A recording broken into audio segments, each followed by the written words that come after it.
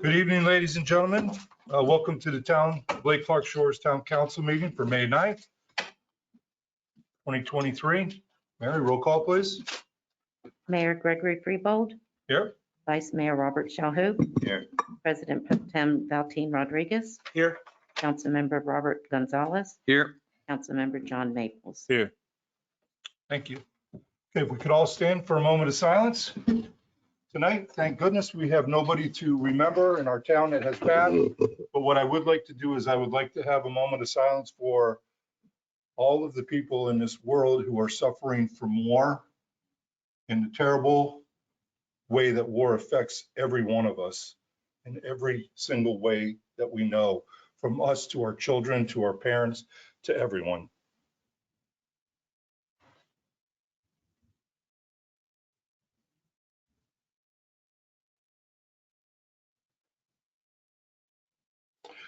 Pastor?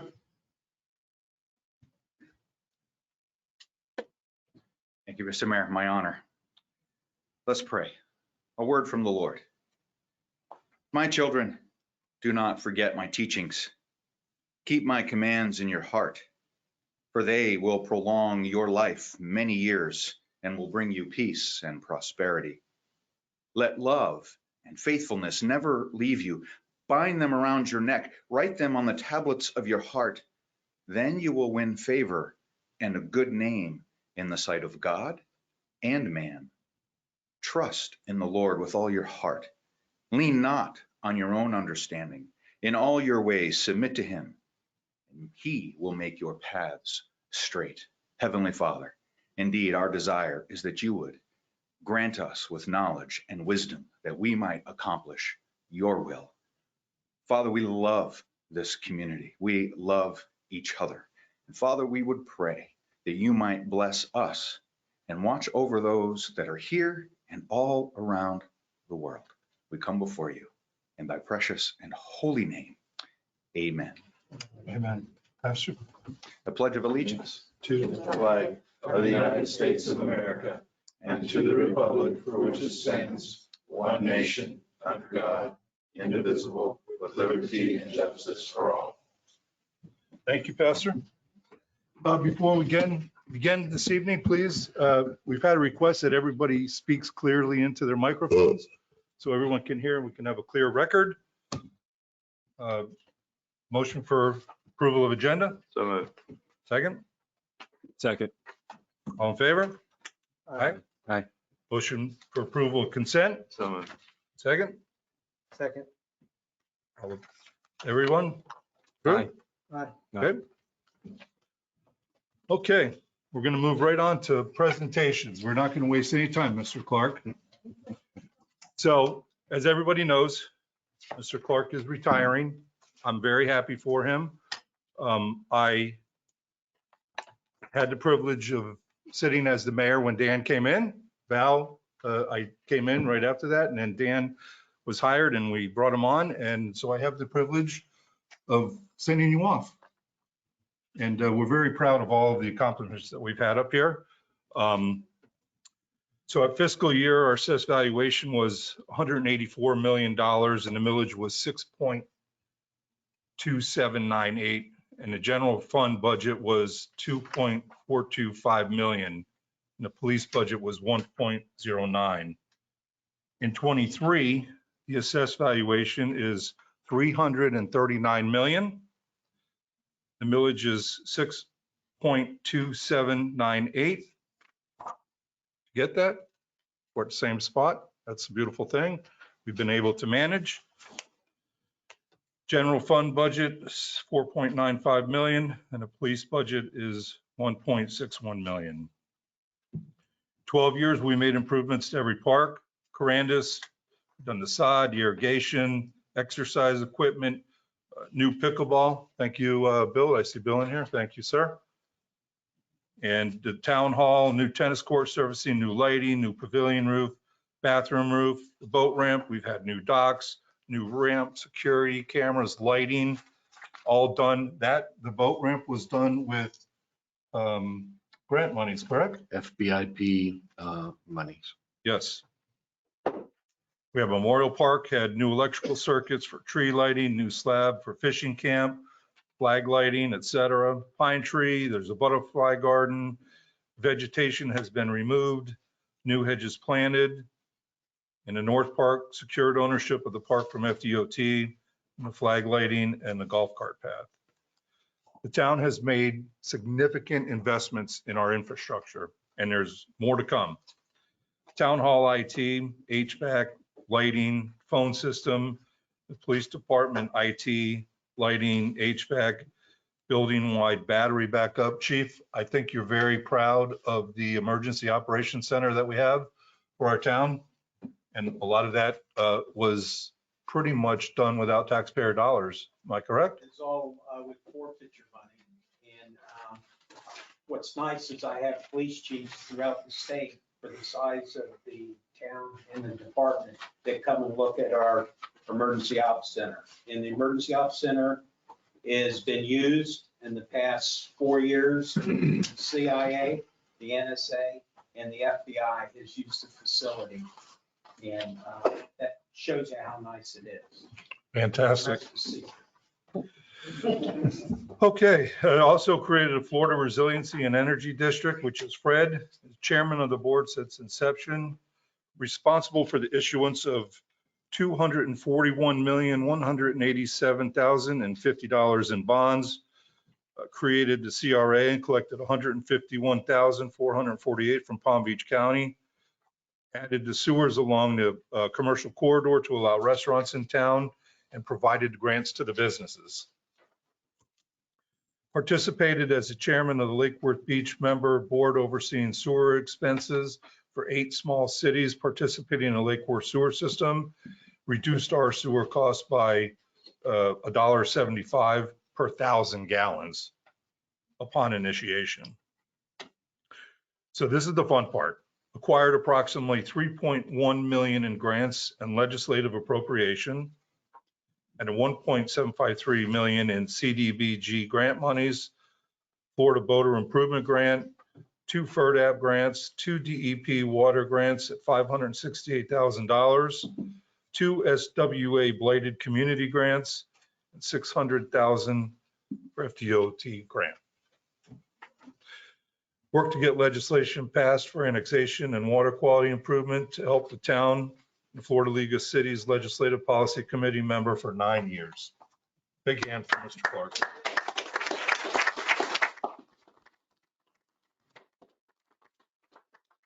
It's a lot of work. Dan, I know you've been very committed, and I know that on many occasions I've come by on a Sunday, you're here. On Saturday evenings, you're here doing your work. You were extremely committed to the town of Lake Clark Shores. And not only that, I would be willing to say that your efforts with your engineering expertise has probably saved the town over the 12 years at least $5 million and saved us from a lot of mistakes that could have been made that you caught, that you made those improvements before we had to get to any change order or anything like that. So that's something to be very proud of. You definitely made Lake Clark Shores a better place with your leadership. Thank you. So we have a couple of items here for you. If you want to come down here in the front, and then we'll bring all the council members down and get a picture with Dan in here also.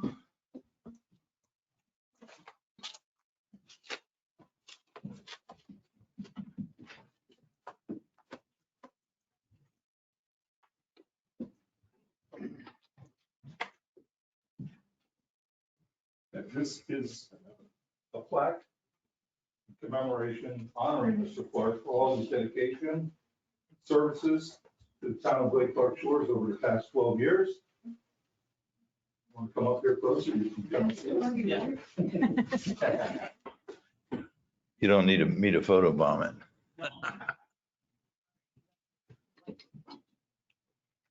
This one, this one. Wow, very shiny.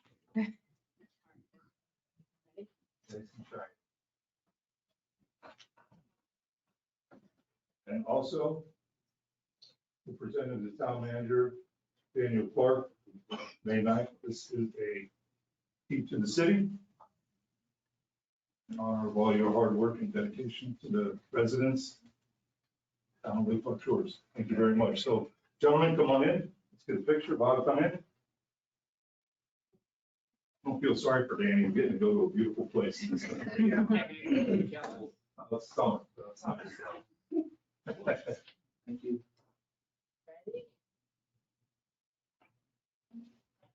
We want a picture with Matt. Come on up. Then all the staff, if you want to all please get in there.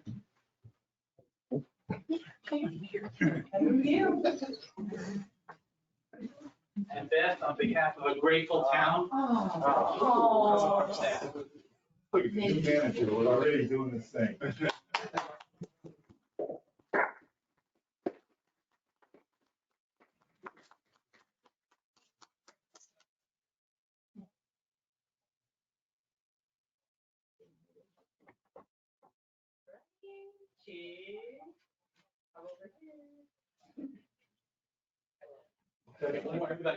Stay. Come on. Let's see everybody. Oh, here's one of the jobs. I know where. Chief. Eddie. Are the girls in the booth? Can they come up here? Yeah, I'm trying to get in there. Yeah. Charlie, get in here, please. Oh, damn, I didn't know you were here. Good evening. You guys know I just have an iPhone. I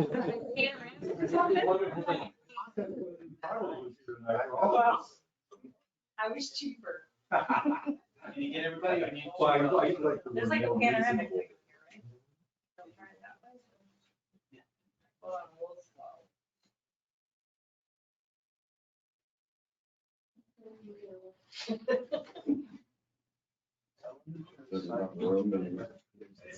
Yeah.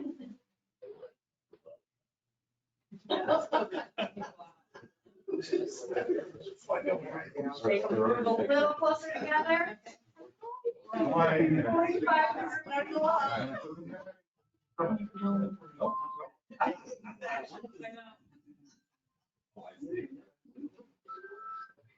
Make sure to take it.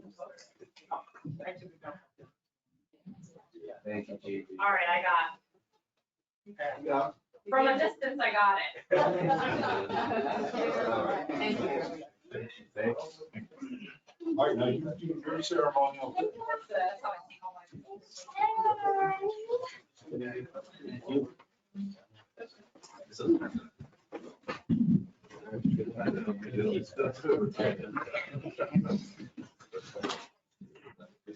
This is what Dan's doing. Is that a paddle attached to it? Well, would you like to say something? I have something for Joe. Oh, I thought you said the keys was enough. So we have here ceremonial couplets. They have a map showing Lake Clark Shores at the center of the couple.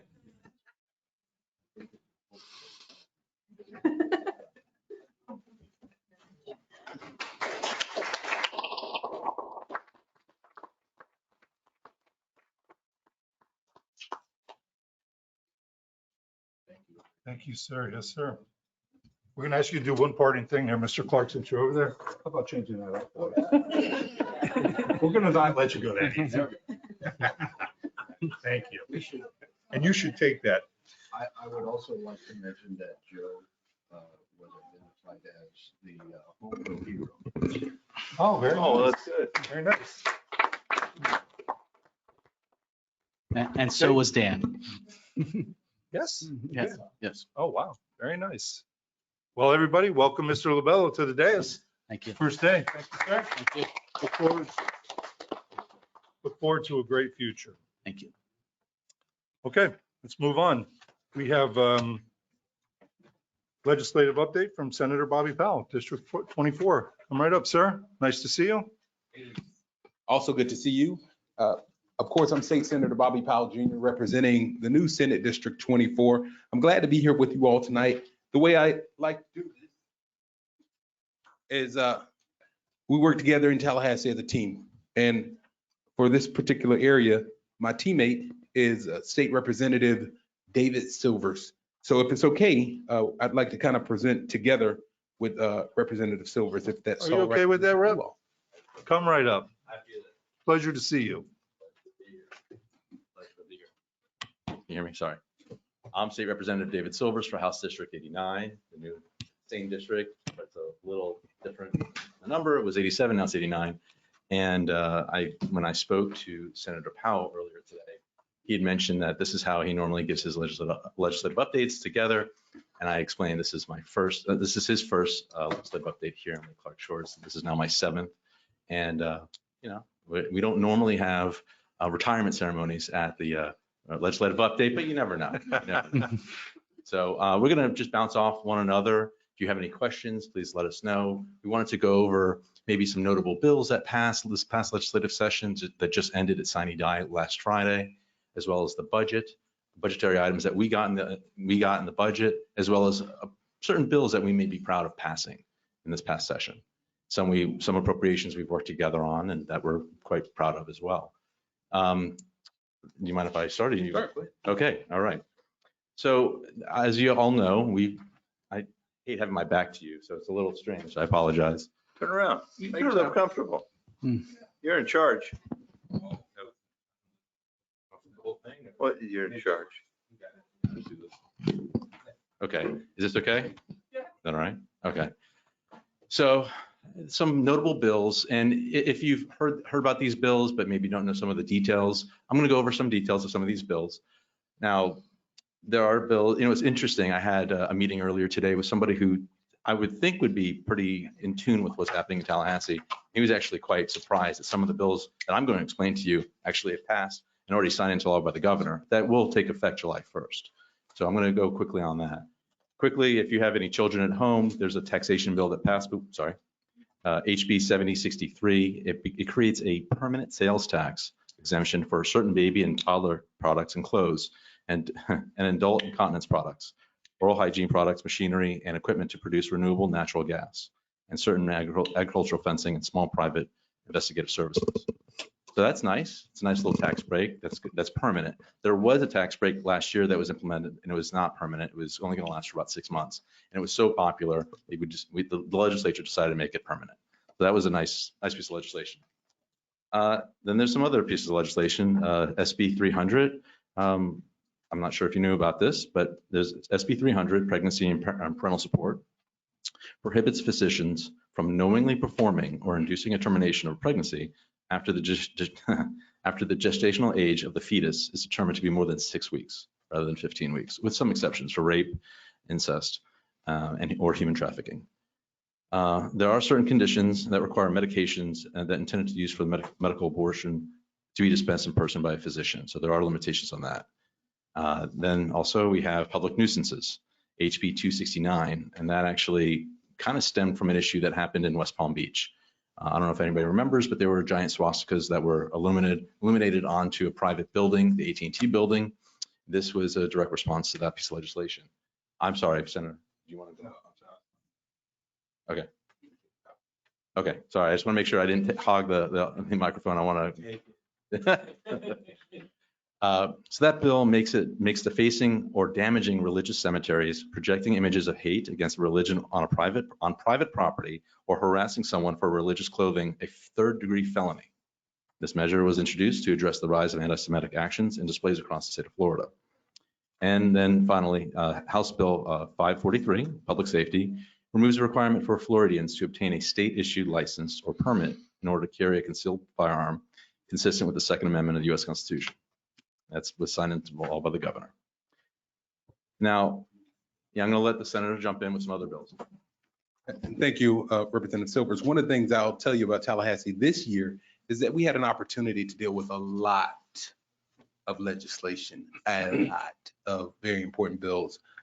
It's very difficult for us to funnel it within a few minutes, but one of the major issues we dealt with this year was the affordable housing crisis. We put $700 million into different silos for what we call the Live Local Act that provides affordable housing opportunities through SHIP, which is the State Housing Initiative Partnership, as well as SAIL, which is State Department Incentive Loan Program, and some other alternatives. There's a little bit of a preemption in there with regard to some zoning regulations. If you're doing 40% of affordable or workforce housing, in terms of where this can go, it allows it to be able to go into commercial, which is what we call adaptive reuse, as well as industrial areas. And that ties into what we've done here in Palm Beach County with the housing bond. So we're hopeful that that will alleviate some housing concerns here in Palm Beach County. As you know, with school boards over the last few years, school boards were not term limited.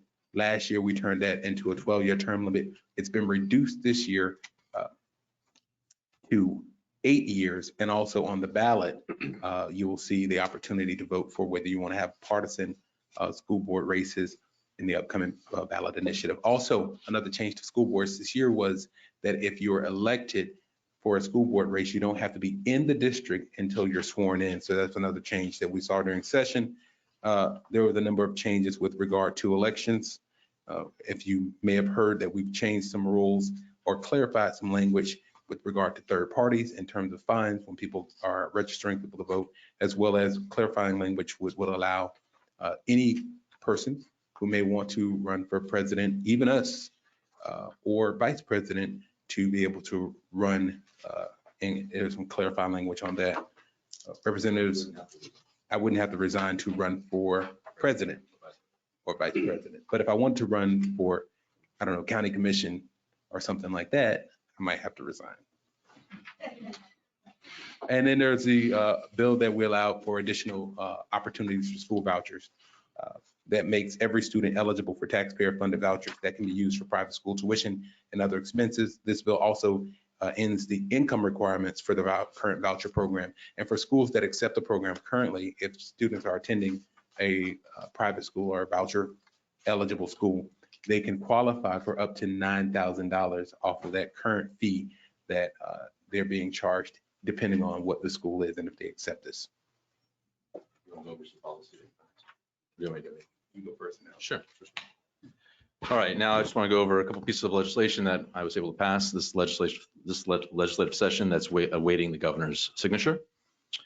This was a bill that was actually brought to me by our state attorney, Dave Ehrenberg, custody and supervision of specified offenders. I don't know if anybody here is familiar with the term gain time, but if you are convicted of a certain crime in the state of Florida, you can get out early through good behavior or incentive gain time while in the prison system.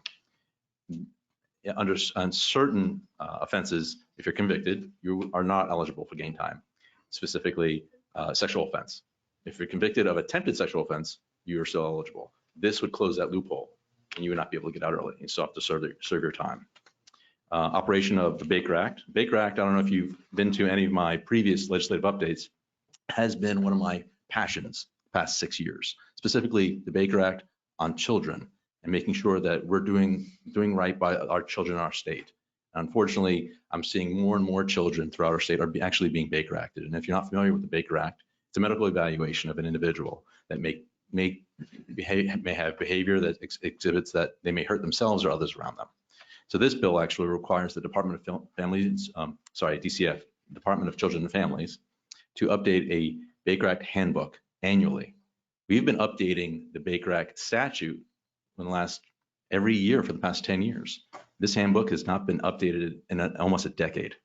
And this is a handbook that people that actually initiate a Baker Act will refer to. So this is an extremely important piece of legislation. I'm proud to have ushered it through the House and finally in the Senate. And Office of Inspector General, Board of Governors, the State University System.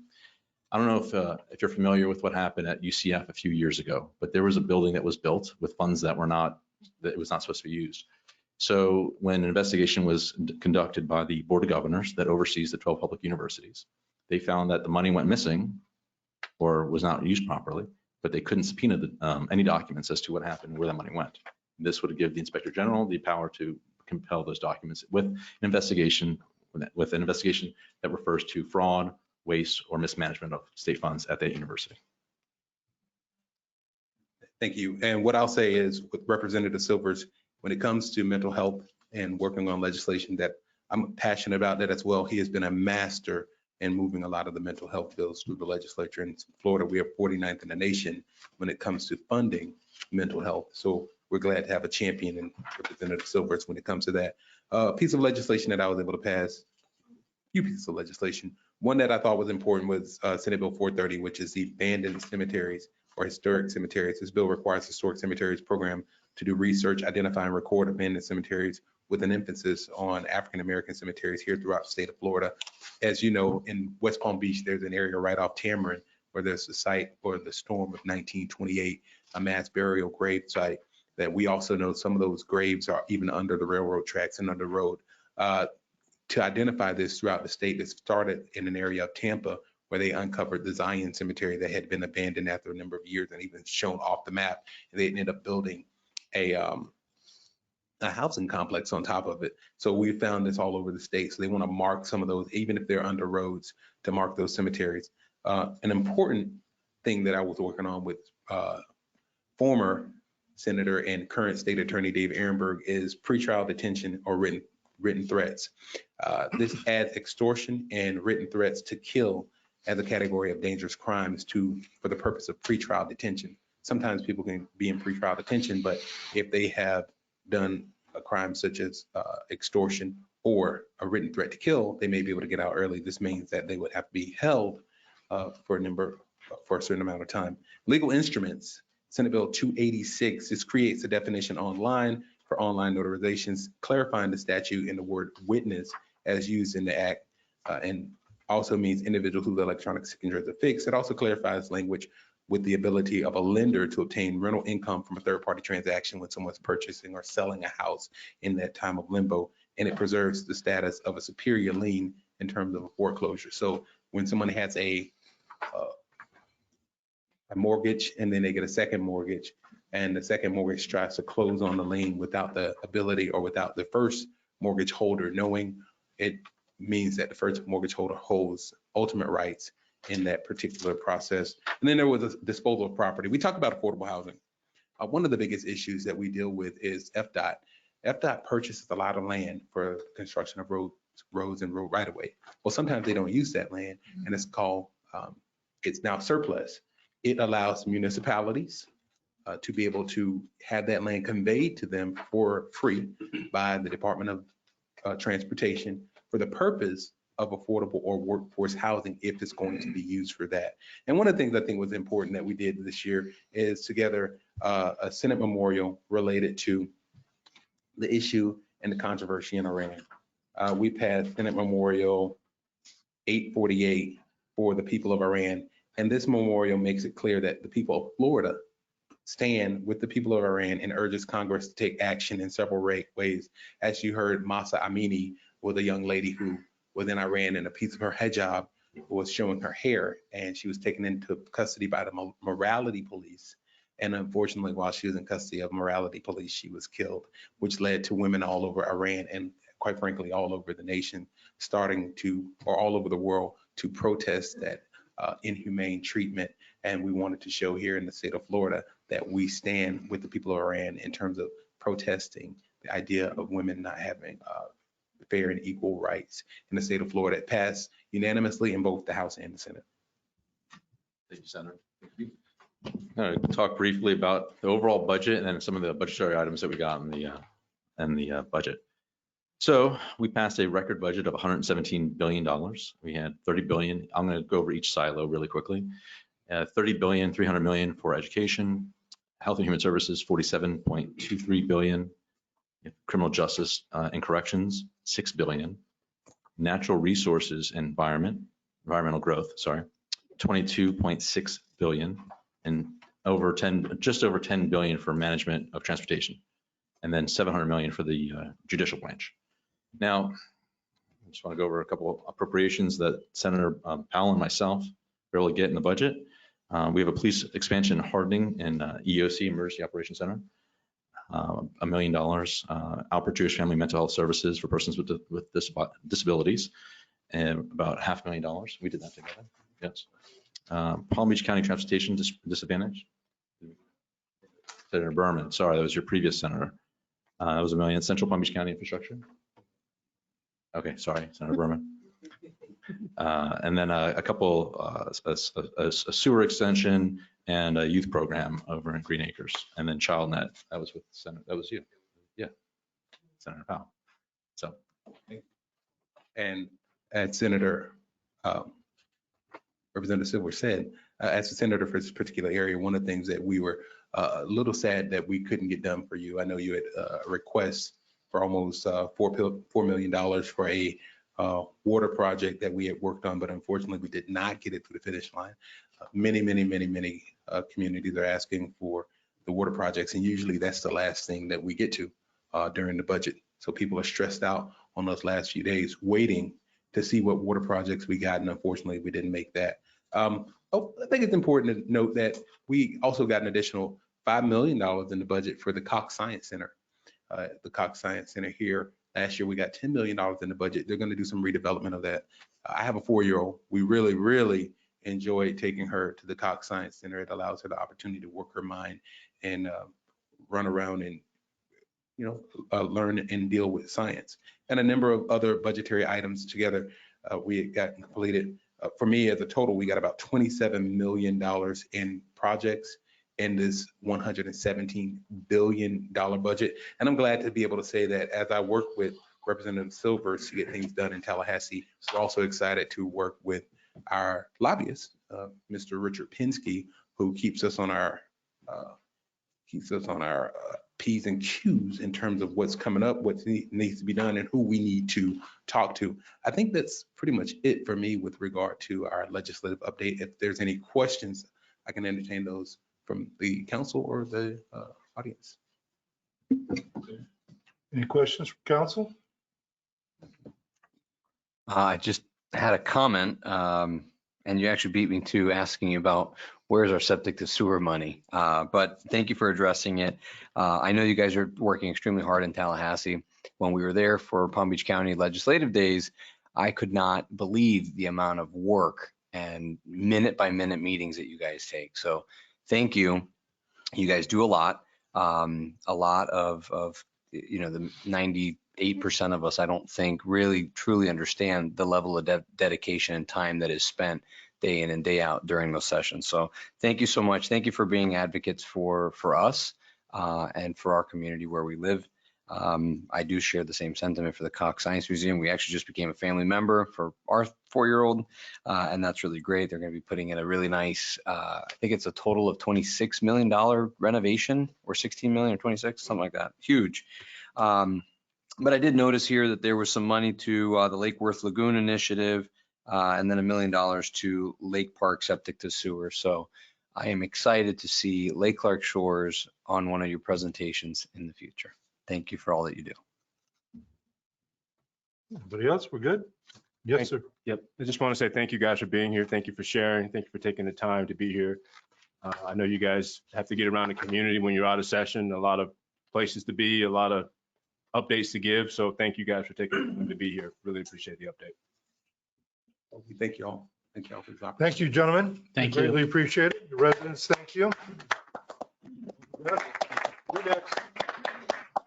You're next. Can I add one thing? Yes, sir. First, Christy Fernley could not be here tonight. That is the person behind David Silvers. That's his aide. But here tonight is Diane Andrew, who is. I'll tell you, in the middle of a hectic session, there's one person who can get to Senator Powell and make it happen, and that is Diane. So thank you very much for a good session. And to Councilman Collins, so the septic to sewer project, and for all the council, this project this year at a $3.6 million ask was not a project typical that you would see in a lot of communities that could just say, well, give us $1 million and we'll get started. This has been an ongoing project. $1 million would not be sufficient. So this project component that Dan and also Joe helped with had to be in the $3 million range. And as you heard, dollars, just don't come that way.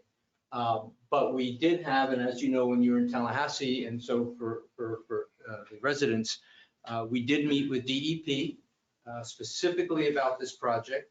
And House Bill 1379 did pass. House Bill 1379, you have a resident here by the last name of Steele, And his brother is a legislator and has who sponsored House Bill 1379, which now allows the city, the town of Lake Clark Shores to make application to DEP TP.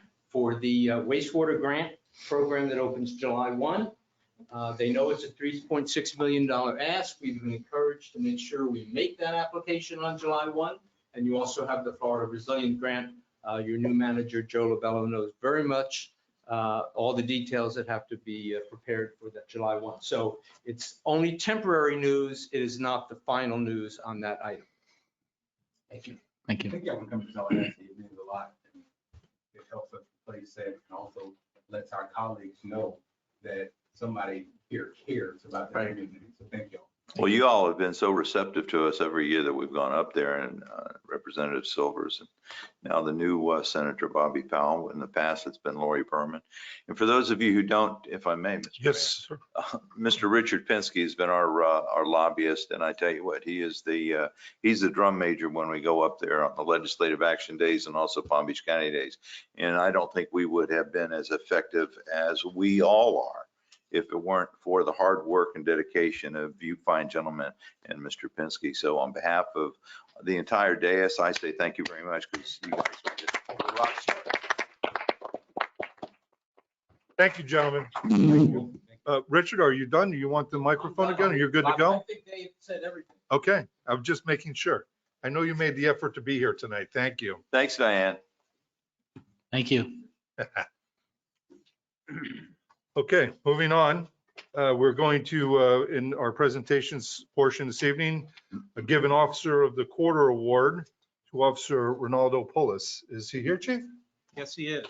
Is he? He's in the shadows. Oh, he's hiding over here. There he is. I'm going to come down here. Officer, you come up front and center with me. Chief, you come up too.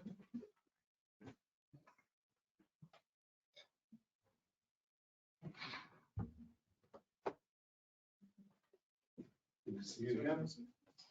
Okay. Officer Pulis, we would like to award you with the Officer of the Quarter Award for your hard work and dedication to Lake Clark Shores Police Department. January 2023 to present, you have conducted 595 traffic stops. I like to see the city.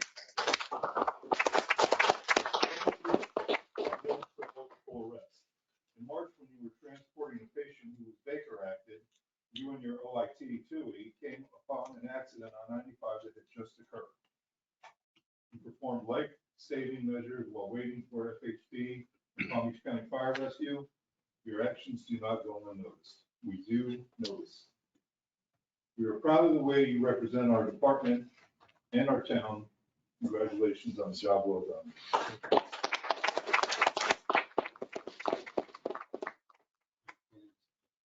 I also want to share that we had two people got into a disturbance in our rentals in the 1500 block of Forest Hill. Numerous shots were fired. He spent all the time going over looking at the videos, and we just filed for a warrant that had one of the individuals arrested. So he did a great job, spent a lot of time. Good.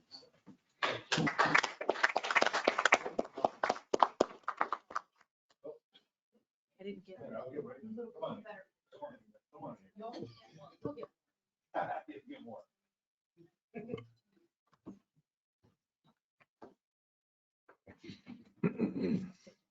Good job.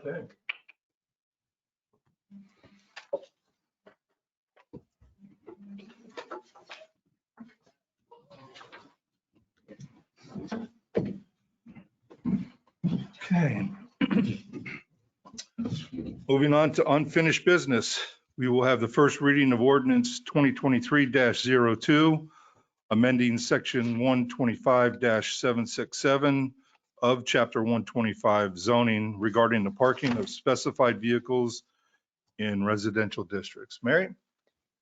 Ordinance 2023-02, an ordinance of the Town Council of the Town of Lake Clark Shores, Florida, amending section 125-767, parking of specified vehicles in residential districts of Division 8, mobile homes, trailers, recreational and commercial, and certain other vehicles of Article 7 Supplemental District Regulations of Chapter 125 Zoning of the Town's Code of Ordinances by repealing Section 125-767 and adopting new Section 125-767 to prohibit the parking of specified vehicles and to regulate the parking of specified vehicles in residential districts, providing for inclusion in the Code of Ordinances, providing for severability, providing for an effective date, and for other purposes.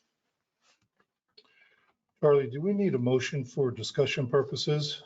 Or can we just ask if there's any audience comments or?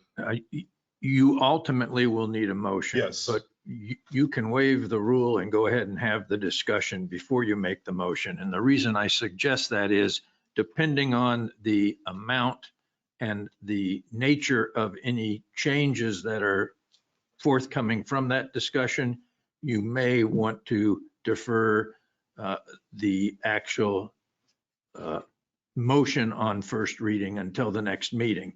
If they're not substantive, but they're issues which are already in the document and you're just making a clarification, we can move forward with the first reading.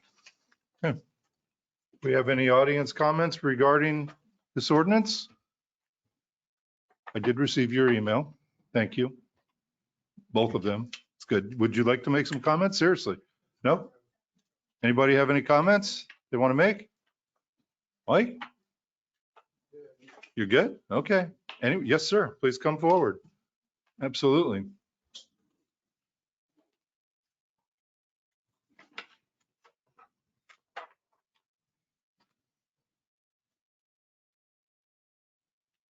Good evening, Chris Zambelli. Pull that up so everybody in the audience can hear you. There you go. Thank Good you. evening, Chris Zambelli, 7031 Venetian Way.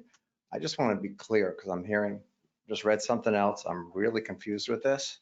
When I first moved here 27 years ago, my neighbor had a work truck. He left his magnetic sign on the truck. He got a ticket the next day. Okay, I'm fine with people having their work vehicles to a certain extent, not a pile of them. Right. I think the fences should be 6 foot. I don't want to see your toys. Our houses are short. You put a boat in a trailer, you don't see your house anymore. Right. And are we gonna have to give our awards out for the trashy trailer park house of the block versus the nice lighting? I don't want to see your toys. You could have them, but behind fence. Fences make great neighbors and great protection for the country too, for a wall. I just want to make sure that's how it's going to go down. Because for what I just read, I'm not sure how that's really reading. Well, this is And first how many reading, you so gonna we're allow? taking these suggestions. How many are going Right to now. allow? 3 feet? I'm going to still see that. For big That's, I think that says in there. That's for hedges. That's at placement. Yeah, I don't want to, that's when it first grows in. Right. Okay. But I don't want to see your toys. Okay. Very good. You could look at them in your own backyard, not in Okay. the front yard. Got you. And we have a new neighbor. My house, I swear, I can't stand looking at that house anymore. There's more crap. They're driving through the lawn. They've done things, I probably bet they didn't even call water management on it. I talked to the chief a little bit about it. It's disgusting. Okay. People move in, generally fix up a house. This one needs to be knocked down with this new neighbor. Okay. Thank you very much. Anybody else? No, this is comments regarding the ordinance. You want to talk? You okay? Okay. Anybody else before we move to council comments? No? No? Okay. Council comments. Mr. Maples, you got anything for us? I do, and thank you, Mr. Mayor. I actually, reading the code, I had a chance to speak to Joe about it. And one of the things that was of question, it says under the proposed, and you probably don't have it in front of you, but section A, it says, or fencing unless agreed otherwise by current adjoining property owners. And so I was a little concerned about that because if you have two neighbors and they both agree that, hey, your boat or your trailer is okay, one of them moves and someone new moves in and that person says, hey, I don't like your boat or trailer here. You need to put up a fence. So ultimately, the intent was for the owners to decide between themselves, hey, this is okay with me, this is okay with you, this is fine. But if a new owner moves in and buys that property, And then you either have to move that boat or trailer or put a fence up. And so that was the intent. It was more of a less restrictive way to handle this than being so restrictive on some of those rules. And so that was that. The other point that you made about the lawn, and there is code, and I don't know, Mr. Scheck or Joe, you can let me know the code, but ruts in your grass from these different vehicles, if that happens, that's a code violation.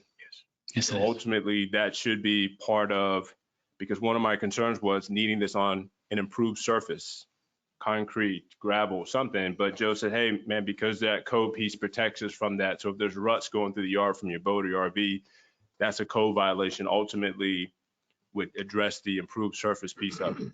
So, but beyond that, really just want to get this thing behind us. But Joe made it clear that the intent for that section of the code deciding between the owners was to make sure that there's a little flexibility. If someone new moves in and it becomes an issue, you either have to get a fence or move the boat. So that was my comments. Thank you, Mr. Mayor. Okay.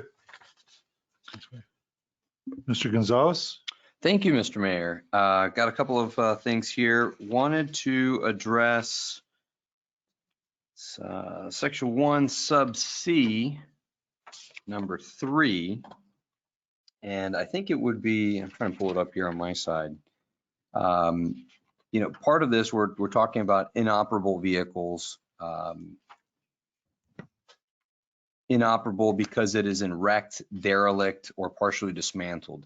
Unfortunately, I've seen not many, but a couple of vehicles that are either unpainted or in primer, or they're just visibly significantly rusting, or flat tires, or essentially just not in compliance with DOT requirements. That would be my my suggestion for that particular section. Moving on to section H. So it says 36 hours in any one 30-day period.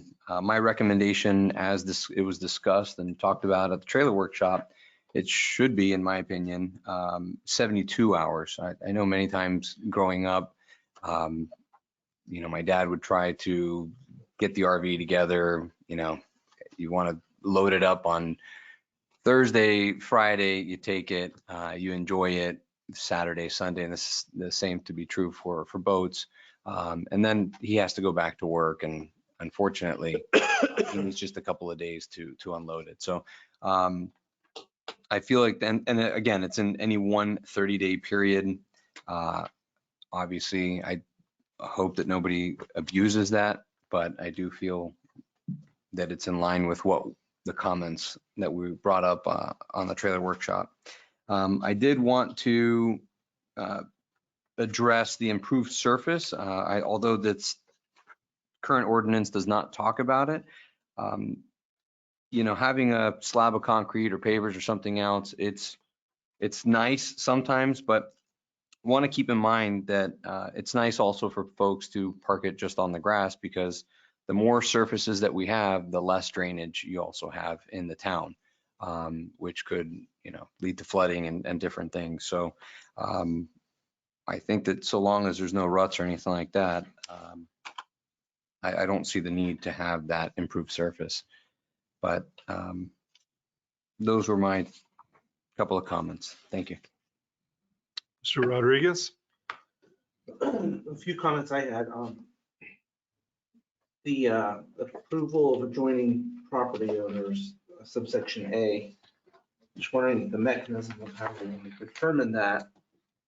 And, what if an adjoining property owner just is unreasonable? This is probably a lot of times going to happen. So I'm concerned about how we enforce that, but I guess it's just simply have to get the approval. The other issue I had when I was going through it was, I agree with Bobby on the 36 hours. I think that's a little short. If not 72, maybe 48 hours. Just to give people enough time to deal with the issues, mostly on weekends. And the other question is, like, how do we enforce 48 hours? Like, how do you know when it was actually parked there? Like, who determines that? Is it, we're gonna ask the neighbor, oh, when did you see it get parked there? that is kind of a strange, I mean, there's not like there's a camera to record when you drive into somewhere and you can determine when that is parked there. I get the idea, though. I like the idea of having an exception. The other problem I had in subsection D is the grandfathering. And Charlie, I just want to know, do we have to give a 6-month grandfathering clause, or can it be shorter? It could be shorter, but 6 month is typical, Yeah, I mean, but but it could be shorter. you know, I'm thinking maybe shorter is better because we've had a moratorium for how long now? Over a year? Yes. We've had a moratorium for over a year. So I don't know if we give a person 6 full months to be grandfathered in and comply. I mean, I think that's very overly generous. I would think 3 months, 90 days or something like that is a little better.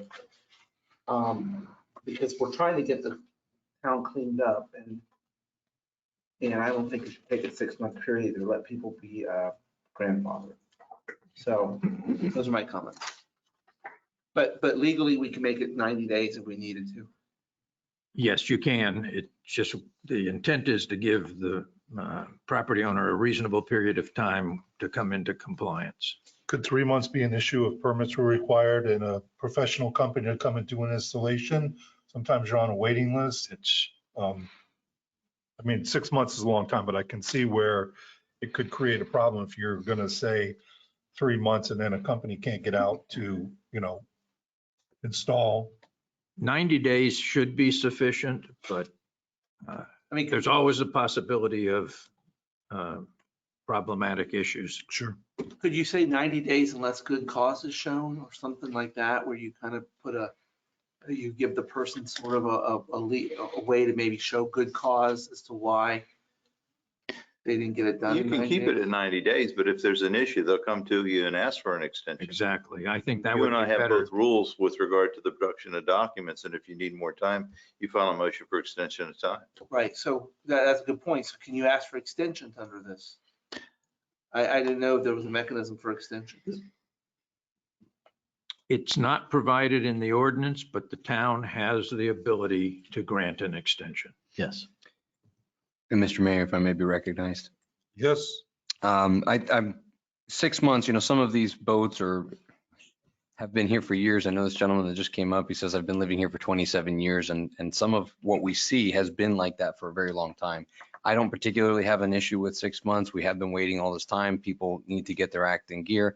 And that way, when 6 months happens, it is, a little bit more final. There's some finality. There's no wiggle room. However, on the other side, I'm not opposed to shortening it, possibly, a quarter, 90 days, or maybe 4 months. But let's not forget, we have a very good code enforcement board that also has the ability to say, hey, and, if there was something that were to be issued because something was in violation, now that person needs to go before the board. And the board is now going to look at it to say, look, are there substantial steps being taken to correct this issue? And then now us as a dais, we are now putting it in their hands to make that decision, which I think that they're very capable and they do a great job. Mayor? Yes. Another question is, Charlie, if I understand this, we title this parking of specified vehicles in residential districts. Are we calling a vessel a vehicle for purposes of this act? Because we then go into talking about vehicles and then under subsection B1B, subsection 2, it says not more than 2 boat or watercraft trailer or similar type of vessel trailer. So is a trailer considered a vehicle as well? I'm just wondering, maybe the title parking of specified objects or something like that. And we can clean that up. That's a Scrivener's issue. Okay. And we can wordsmith that without changing the intent of the code. Okay. I think the issue would be motorized. Well, it's, some of them are not motorized. No. Right. Right.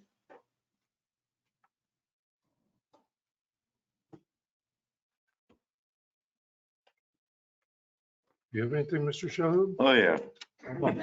Oh, yeah. Come on, let us have it. Okay. This has probably been one of the most controversial or inspiring ordinances that has come down the pipe for quite a long period of time. And a lot of people have come to me, I'm in Publix, and no matter where you go, why don't you just leave everything the way it is? Well, if you go back and you think about leaving everything the way it is, that was basically non-compliance or non-enforcement. So with that in mind, let's see if I can go down paragraph by paragraph and appreciate the majority of the issues here. I'll start over. The majority of the concerns by most of the, particularly boat owners in town. And keep in mind that we are a boating community. Draw your attention to subparagraph A. You're going to come down and the fourth line down, where after house, eliminate and screen from view from any adjacent roads such as corner lots and from adjoining residential property by landscaping or fencing unless agreed otherwise by the current adjoining property owners. I suggest that there be no screening. The issue also had to do with whether or not you're going to put your boat 3 feet from the property line. Some people can't put their boat 3 feet from the property line. Some people can't put a fence in 3 feet from the property line. So I'm just suggesting that there be no screening whatsoever with regard to the boats. I draw your attention to turn the page and draw your attention to subparagraph B, subparagraph 1. It goes on to say which vehicle shall be owned or leased by and to a resident of the premises or property. I suggest you remove ownership completely. How are you going to enforce that? What happens if there is and there are many properties in town that are in trusts. There are vehicles that are owned by LLCs and other entities. So my son has a boat and a trailer and he goes off to college and he doesn't live there anymore, but it's the trailer's still there. This happens to approximately half a dozen of the residences, neighbors on my street. So I suggest you eliminate owned or leased by and to a resident of the premises of the property. That's the key there, removing ownership. Draw your attention to subparagraph B, trailers. We're okay with that. I'm okay with the 2I. I think we're fine. Draw your attention to the next page. We talk about a current tag under subparagraph 3, but then you go down and you look at subparagraph F. We talk about license plate. I discussed this with Charlie and we need to tighten that up, Charlie. I don't know what a tag is, but I do know what a license plate is and whether or not it's issued by a governmental entity or not. With regard to the 6 months versus 9 month, 90 days, I understand that you want compliance, and I think that a lot of people have just been kicking the can down the road. So I think I'm okay with 90 days. I'm okay with 4 months. The key here is we need to move forward on this. Also, when you come down to the 36 hours in any one 30-day period, I agree with you. When I was on code a long time ago, we said, hey, look, we want people to fix their yards up, and they didn't want their trash put out. Okay, well, they wanted the trash out on a Monday or Tuesday. That didn't make a lot of sense to me. So we changed the code to put it in to 48 hours or the Friday before the pickup, which is on Monday. So I think consideration should be given to more than 36 hours, because you get up you get up Saturday morning and you're in violation, come Monday morning. So I think we need to do either, I like 72 hours, that's 3 days, long weekend, taking into consideration to do some planning with your family. And I think that's what we should be cognizant of. I was really concerned with the people that blew up my phone with regard to, hey, look, especially in Publix. It seems like more voters go to Publix than I ever thought. But they just basically said, look, it's going to cost me thousands of dollars to put a screen to hide my $50,000, $60,000 boat. And I was going around town and I started trying to look and see all these boats that are not covered by a fence. And there's some, but there's not a lot. And it's a boating community. And you've got a $50,000, $60,000 boat. Morty, how much do these boats cost? I mean, the ballpark, you know? I mean, that's You a know, cheap one. You know, I can't afford any more than Really that. expensive boats. So, The boats that I pedal are, don't fit on the list. Don't count. Your trailer's 50,000. So with that in mind, that's my suggested edits. I discussed the particulars with Charlie, Mr. Scheck before the meeting, and they weren't substantive. They were basically just tweaking it a little bit. So if you go forward, in my opinion, if you go forward on first reading, the suggested edits that everybody is suggesting at this time can be implemented and wordsmithed as they are, and then we can bring it back and get the thing going. My other question is, do you want to separate it out, boats and trailers? I addressed this with staff. Everything now seems to be under one umbrella. But there would be there would be some duplication, but to what extent the duplication, I'm not sure. I have to see what it looks like. But that's some food for thought. That's what the people that reached out to me and wanted me to bring to the dais. And I think I checked off all of my concerns from the people that reached out to me. Thank you. Good. Charlie, I agree. 36 hours is not enough. 72, if you are going to take a trip to go to the Keys or go anywhere, it's hard to get your boat packed up and prepared for a month-long trip or a week-long trip or whatever it is in 36 hours. That's like less than a day and a half or thereabouts. And from experience, yes, sir. I forgot one box that I missed. Quite all right. All right. Cargo trailers, enclosed cargo trailers, the box trailers. It's been suggested those are the ones that should be screened from the street. Just wanted to put that out there. Thank you very much. I missed that. Didn't mean to interrupt you. No, it's quite all right, because I have said that. For some reason, I don't mind looking at boats, but trailers, I don't know. I can live without those. But, so the 72 hours is a reasonable period of time. And I think that the majority of you have agreed to that, so we'll make that change for sure. Yes. And then also, the 90 days isn't a bad thing. And just ask them for an extension so that possibly then you can get an explanation. Just to, move things along. And because as we've had these discussions, we're trying to get this right, trying to get it to where everybody's happy. I've talked to a lot of people, a lot of different opinions out there on how it should go down and how we should have things. This is a boating community. We just talked about our nice boat ramp that we had, and we fortified it because we had a problem there where the big guys backing their boats in there. I don't know why they'd rinse their engines out and all that stuff. You seen what's in that water? All that debris and weed. Seriously, get that in your intake, and those little needles from the hydrilla, it's deadly. Deadly. Well, I've never seen you take yours over there.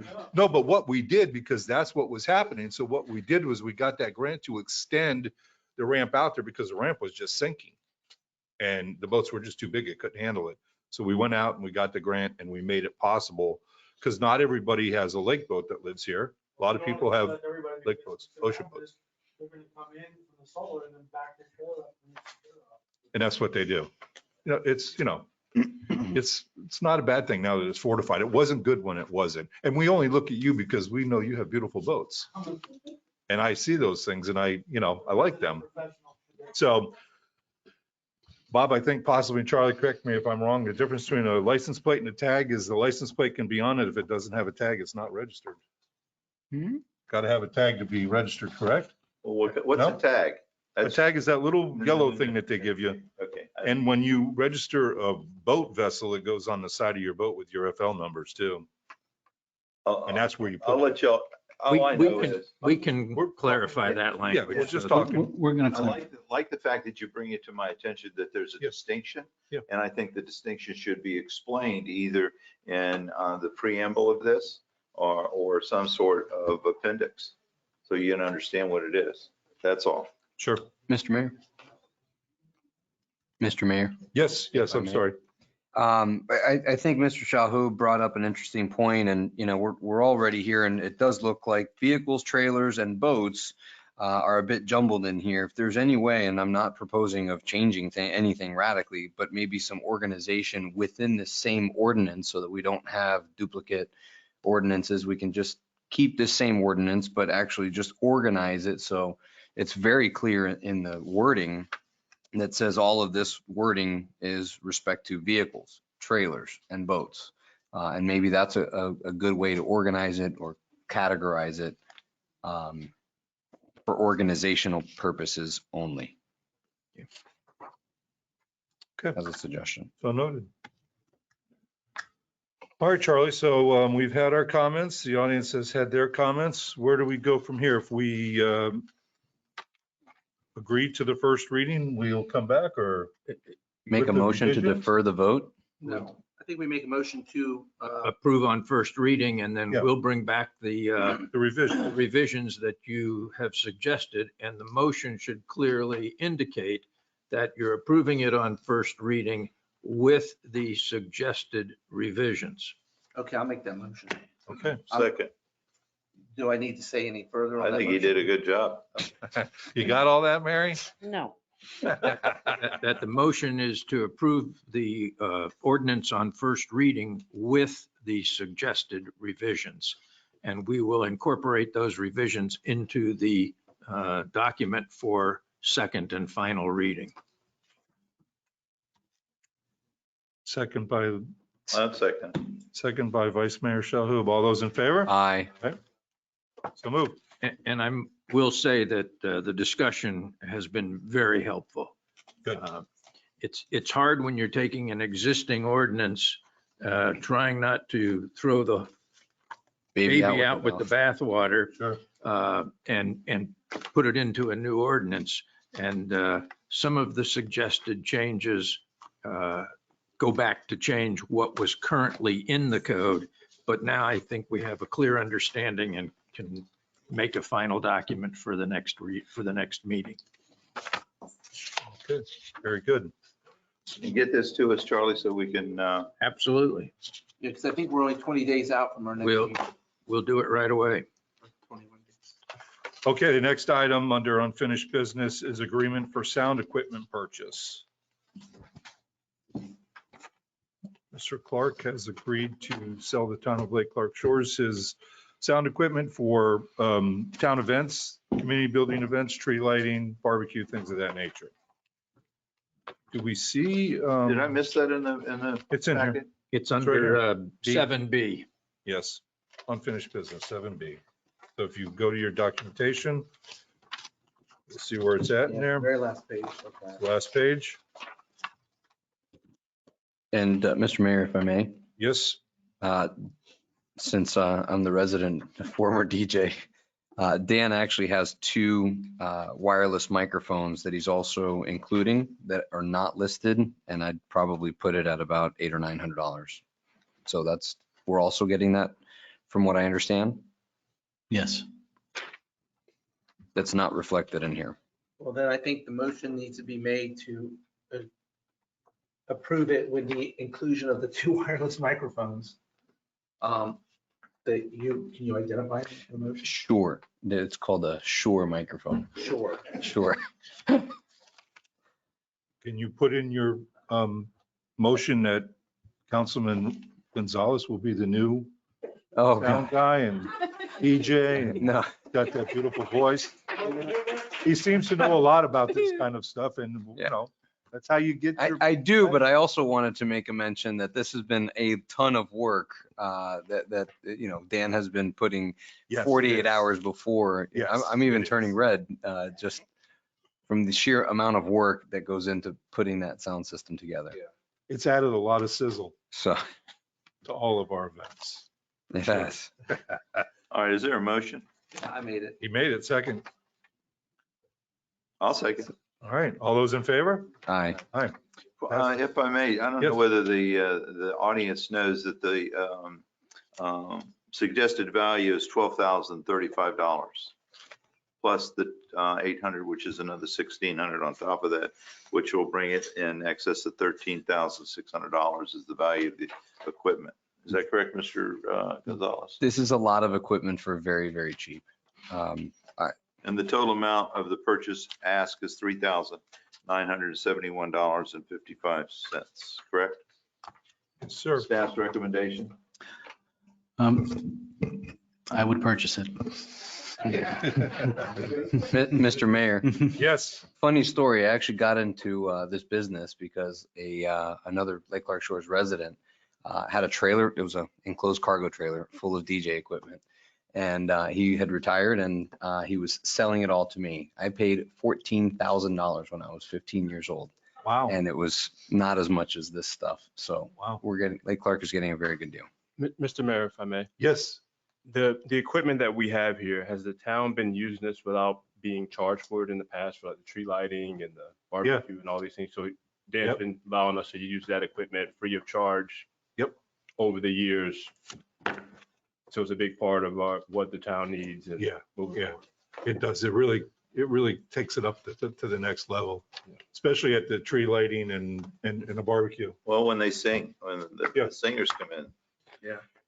And he had a friend of his, Richard, who always came in here and helped. I told him part of the sales agreement needs to be that Richard has to attend also. He can be your guidance, Bobby. Thank you. Mayor, I have a question.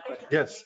I'm wondering what our new town manager is going to bring Oh, To the table? to the table. A little bit of singing, dancing. You're a CPA, okay. We don't have an engineer any longer. Now we have a numbers guy. So well, apparently since engineer brought us to where we are. The money guy is going to finish the job. I'm on music duty, Joe might need to be on beverage duty. Well, we have some volunteers in the crowd here too. Okay, moving on. We have no new business. We are going to move into audience comments. Ashok, you get to go first, my friend. Come right up.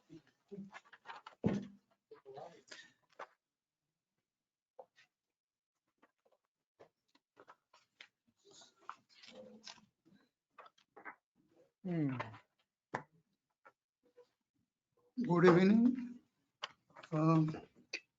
First thing is that you must have gotten my couple of letters Yes. which I gave for convenience.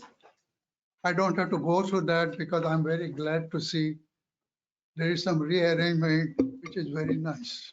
Yes. Okay, so that is, I'm not going to read this anyhow. Only have one quick question here. You know, those are the two monitors there. How they are controlled? Who controls that? In the sound box, I believe. Is- Bobby, how does that controlled? Well, Yes. the technical answer is magic. No, we have We have- two staff members that are here that sit in there that do everything. No, that's right, because Yes. actually, as I mentioned previously, this used to be there. Yeah. Then I thought it is good for the consultants when they show their drawings and all that. Now I can see even myself there too. So that is fine. Well, that's part of keeping the dais facing your podium facing the dais so that you can address us. This is a business meeting. This is town business. So the girls have always sat in the back there and run it. This here is just the computer for people that are watching virtually online and, gathering that kind of information. So we took your suggestions and we implemented them. And I like to thank you that initially you mentioned that you should be speaking in the speaker because many times we are unable to hear and that functions pretty well. Yes. Yeah, so I really appreciate that too. And I should just mention that actually I have made a reference that my overall background is I'm architect and city planner. And I have worked in various states in their planning and zoning department. I also was in Palm Beach County, maybe 15 years I worked there. And luckily with my background, I was the coordinator between planning, zoning and building. So that kind of a experience. So all I want to say is that whenever I come and suggest something, it is not just for myself, for the whole community. Thank you. Yeah. So I really appreciate it. And I'm also glad. I don't think I have exceeded more than 3 minutes, but I also like that you're not really controlling that and telling somebody that this is stop. I'm counting 1001, 1002 in here because it's All right. distracting. Thanks a lot. Thank you, Ashok. Thank you very much. Thank you. Any other audience comments? Yes, sir. Come right up. Mr. Barker, we haven't seen you for a while. How's the surgery been? You all right? Okay, good. Ken Barker, 8260 Pine Tree Lane, Lake Clark Shores. First, I would like to say to the council that we had one wonderful manager for 11 years.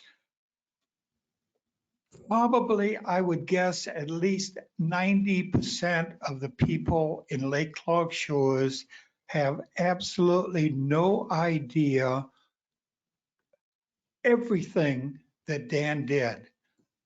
My wife and I would like to say that Dan and Beth are friends, and we're sorry to see them leave. Just a few of the things that I know that Dan did was the Blue Way trails, the lift to get us access into the intercoastal waterway, shovel ready for the sewers when we are ready for them. And I can't remember everything that Dan did, and I'm sure that you probably can't remember everything either. So I just wanted to say thank you to Dan. I know that him and Beth had to leave. And I want to say, Joe Lobello, okay, welcome. Thank you. I want you to recognize my face because if I walk in this door, I would love to be able to say, I want to see Joe. My door's always open. Thank you. And some of the things I'd like to ask, make sure that you keep up. The fishing camp for the kids. We brought our great nephew, signed him up for it again. And the, hey, I'm finished. My 3 minutes are up. Welcome, Joe. Thank you. And everyone have a good week. Thank you. Thank you. Thank you. Luis, come up. Louise Brandenburg, 1890 Carissa Road. I just want to thank this council for your patience with me over this past year. And I just would like to clarify, which means you'd have to answer this, on the screening. Is it trailers only, boats? What was the final screening decision? I didn't get that. I'm suggesting no screening for the boats and the trailers. I want screening for the cargo. Okay, so no screening for boats and boat trailers, but screening for utility trailers, open or closed. Let's go back to my little checklist. Like a trailer full of equipment has to be shielded, but a boat on a trailer doesn't have to be shielded. I just want to know for my own personal business right now. My notes are no gate. Everything's behind the fence line of the house. Shouldn't have to build a fence to cover my boat. Let it be behind the face of the house. Number of trailers, commercial using trailers coming and going should not be allowed. Cargo trailers and closed ones should be screened from the streets. Any trailer not pertaining to watercraft should be screened behind a fence. Okay, so the open and closed utility trailers will be screened. That was my suggestion. I All don't right, know if that's- they voted. I can't talk to these people up here. Well, I'm it'll just be, trying to it'll clarify it be in my head. when we revise this and we come to the 30th. It'll be it'll clear. Yeah. Okay, thank you again. Okay, thank you. Yes, ma'am. Oh, come right up. You're next, Chiefy. All right, That's quite all right. Come on up. Teresa Lemmy, 7100 Venetian Way. April the 17th, Monday morning, we had a bad storm that night before. My neighbor called at 5:57 in the morning, never calls that early. And I pick up the phone and he says, "Are you outside looking to see if you had any damage from the storm?" And I said, "No." He said, "Well, there must be shadows because I think I saw somebody in front of your house." So I go on my camera and I go and I look outside and there are two elderly people on my front porch. I called the non-emergency number for Lake Clark Shores and I got directed to Palm Springs, and you had to have an extension to get a live person. Couldn't get anybody. So then I did call 911 and I get an operator, a 911 operator, and she asked me, "Are they elderly?" And I said, "As a matter of fact, they are." So she says, "I'm sending someone." So she does, and they respond right away and help these older folks. The poor little old lady, he had to pick her up to get her into the SUV. I don't know if it was Lake Clark or Palm Springs that responded to the call. The next day, I called Lake Clark and I left a message to the administrative office for the police department and asked them about this elderly couple, and found out from, I think her name was Stephanie, that they were staying with their daughter who lived nearby the police department here, that they had apparently gotten out around midnight. They both had dementia. Oh. They made it apparently up to Four Brothers Pizza and were seen on a camera there, I don't know what time, and somehow made it to my porch on Venetian Way. Wow. Now, the running joke in the neighborhood with my friends and my relatives and everybody else is that anybody or anything that goes missing ends up at Teresa's house. So now we've gone to a whole different level. Here's the disturbing part, guys, and the only reason why I got up here. I watched the video. I have my Blink cameras, and I watched my video of these folks. They were on my front porch first time they're on my cameras at 4:38 in the morning, and I didn't get the call till 5:57. They got reunited apparently with their daughter at 7 o'clock in the morning here at the police department. But when I went back and looked at one of the videos at 4:40 in the morning, they are, the two of them, standing underneath the eave of my garage. There's two coach lights on both sides of them, so they're perfectly lit. And a police officer goes by and doesn't see them. I don't know how that was possible. Unacceptable. If I was the daughter of those people, that whole incident, it was raining. That whole incident could have ended at 4:40 in the morning. And they didn't see him. So I don't know if it was Lake Clark Shores or if it was Palm Springs that was driving by, but clear enough, there's an officer going by at 4:40 in the morning while they're standing in front of my house. Two old people. The older man was probably at least 6 foot tall. He was a big guy. And you said that was April 17th? April 17th. So just wanted to bring it to your attention. Thank you. Thank you. Thank you. Gigi, you're up. Hi, everyone. I just want to say regarding. If you could give us your name and address. Gisela please. Moro, I'm Gigi you. Moro Yes. from 7311 Westlake Drive. Regarding what the lady just said, maybe the officer didn't see them. Could that possibly, I mean, I don't want to blame the officer. Maybe he was doing his job and. No, his job should be looking at people at the houses. No, I know. I'm just saying, maybe, I don't want to blame the police for that, but yeah, I'm glad they're safe. I mean, I'm glad they're safe. So I'm here, this is the first time I'm speaking in front of everybody. 2 weeks ago, unfortunately, our cat Pickles was killed by a car. And I am up here because I'm extremely concerned about two issues. The first one is speeding in not only Westlake, but every street in Lake Clark Shores. I mean, today, 2 weeks ago, it was my cat, but it could have been my son. And I've seen this so many times in different streets because I own more than one property in Lake Clark Shores. I love this place. I remember, because I'm a real estate agent, years ago when I used to bring people to Lake Clark Shores and drive them around and show them property, there was such a respect. Everybody knew, do not speed in Lake Clark Shores. And I loved that the police officers would stop me and ask, hello, ma'am, how are you? What are you doing here? You know, and I would have to explain I'm here to show a property. I just feel like there's no more respect anymore. And some neighbors say, well, Gigi, you know what's going on? Everything is really bad because of what's happening with the construction in Florida Mango. And yes, that has made it worse. It's just that the problem has been here. I've been living for 6 years, and what's happening is just only highlighting the issue that we have. People are driving like maniacs to the point where we can't even go for walks. My neighbor Lucy, she has a daughter, Sarah. She used to go for walks every day with her husband, Rob, and now half of the time they choose not to walk because they're afraid that somebody's going to run over them. Same thing with people that are with strollers.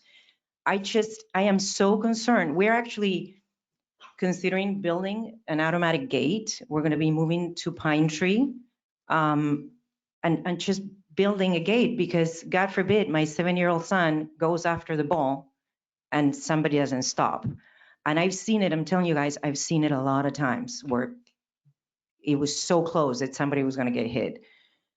That was my first question as a resident is what can I do to put speed bumps to I don't know if there is a way to get signatures. I don't know what the law is. I would love to see people getting more tickets. And I have to say thank you to the chief and the police officers because I noticed this past 2 weeks, way more activity and I've seen cars getting pulled over. And I also would like to see sidewalks. I'm all about the sewer and I know those two probably are tied together, but maybe there is a way until we get the sewer hopefully approved one day to build eco-friendly sidewalks where we don't have to pour concrete, but in one side of the street, like I've seen cities in Europe, they have this eco-friendly sidewalks made of material that if we ever have to go back and dig them to do the sewer, we could. I just want to be able to go for a walk. I'm also concerned people are still walking at night and these people, these maniacs are still speeding at 50, 55 and citizens are not even wearing anything highlighting, except for one neighbor who I see that she has it on her dog, and I think that's brilliant. But I just want to have a conversation to see what can we do to resolve the problem. Chief will be I'm up. going over some statistics when he gets to his report, so don't leave, stick around. Okay, We'll perfect. address that. And you and I have talked and Yes. they're aware of it and they're working on it. Okay. And my second, and I want to say thank you to John Maples and Officer Dana. They called me right away after I sent the email telling them about the incident, and I wasn't expecting that. So that was very sweet. And then in my last 25 seconds, we have been dealing with 2 vacation home rentals located on Clark Road. One is right behind my house. I believe it's 7306. And the other one is 7320, owned by the same owner, Omar. The sound and music, it's out of control, and it's been going on for years. And I know the officers do come by every time we call them, and there's limited things they can do. But we just want to know as neighbors, what can we do to stop it? Because I am moving now to the other side of the lake, and we already had 2 other neighbors that moved out because of this. So those are My my best two issues. advice to you is don't try to handle that yourself. Call the No, police and let I them do. handle that. Yeah. Yes. Okay. Okay. Yes, thank you. Very nice to see you. Thank you. Okay. Anybody else? Yes, sir. Come on up here, George. I knew that'd set a trigger off. But it's okay. Come right up. George Shear, 1600 Barbados Road. And I'll echo what the previous speaker said. Those 2 houses are out of control. And I did call the police one day myself because I called them enough for over here, what's going on in the pavilion. And I told my wife, I said, I'm not going to do their dirty work, the people on Westlake Drive, because I guess they'll hear it. They'll eventually call the police and make a complaint. And when I called the officer, he came on Clark Road and he goes, well, that's not loud. And I said, officer, I can hear it in my backyard. And then the new people that moved in on the corner of Clark and Barbados came out of their house and they gave the officer, not an earful, but saying, hey, we just moved here, you know, is this what's going to happen? So anyway, it is a problem. And I was going to ask the people from our representatives, recently there was some legislation that was discussed in Tallahassee about giving municipalities more structure and more leeway in regulating the Airbnbs. But I don't think it passed. It did. I think it died. We've had those conversations and we've looked and are still looking at a variety of ways. Right. 'Cause I feel your pain there. But anyway, that's not the reason I'm here. I just wanted to, what I did want to mention was. I got a phone call about that day you're talking about too, by the way. So you and I, last time I was here a month ago, had a dialogue and I wanted to send you an email and thank you for the back and forth we had. I know it's not the right forum for it. You know, usually you talk 3 minutes, you sit down. So I do appreciate that, Mr. Mayor. But I did want to get your personal information because I still want to get the opportunity to break some bread with you when there's some loud people here and they're kind of intruding in the neighborhood. I'll see you after the meeting. Okay. Happy to that's a give it deal. to you. So this past weekend, we had a group over here and they had the amplified music and the gentleman, they had a birthday party for kids and they were singing happy birthday and there was a guy walking around in a clown suit, you know, and he was yucking it up pretty good. And I told my wife and I said, it's loud. We were watching the race and we could hear the bass reverberating through our backyard. And I said, I really don't want to call the police. I don't, you know, because every time I call the police, they come to my house and the police are very nice, but a couple of them look at me like I'm crazy, you know, like, you know, here's the old crazy guy, you know, and they go, well, that's not loud. And I don't want to say, officer, come in the backyard and tell me if it's loud, you know. But anyway, you and I had the back and forth last time where you said you got a call. So all that being said, after the last meeting, there was some discussion here about staff doing some research on amplified music and maybe looking at the ordinances I had given you for the county. And I just wanted to see if that was still moving forward with the research and if anything had been done. It is. And Mr. Lobello is working on it. We're in transition at the moment with him and Dan and all that kind of stuff. But yes, it is. Yeah, so that's why I wanted to come tonight because I want to keep the issue before the council. And I do appreciate everybody having some sympathy toward it. Thank you. Thank you. Kelly, come on up.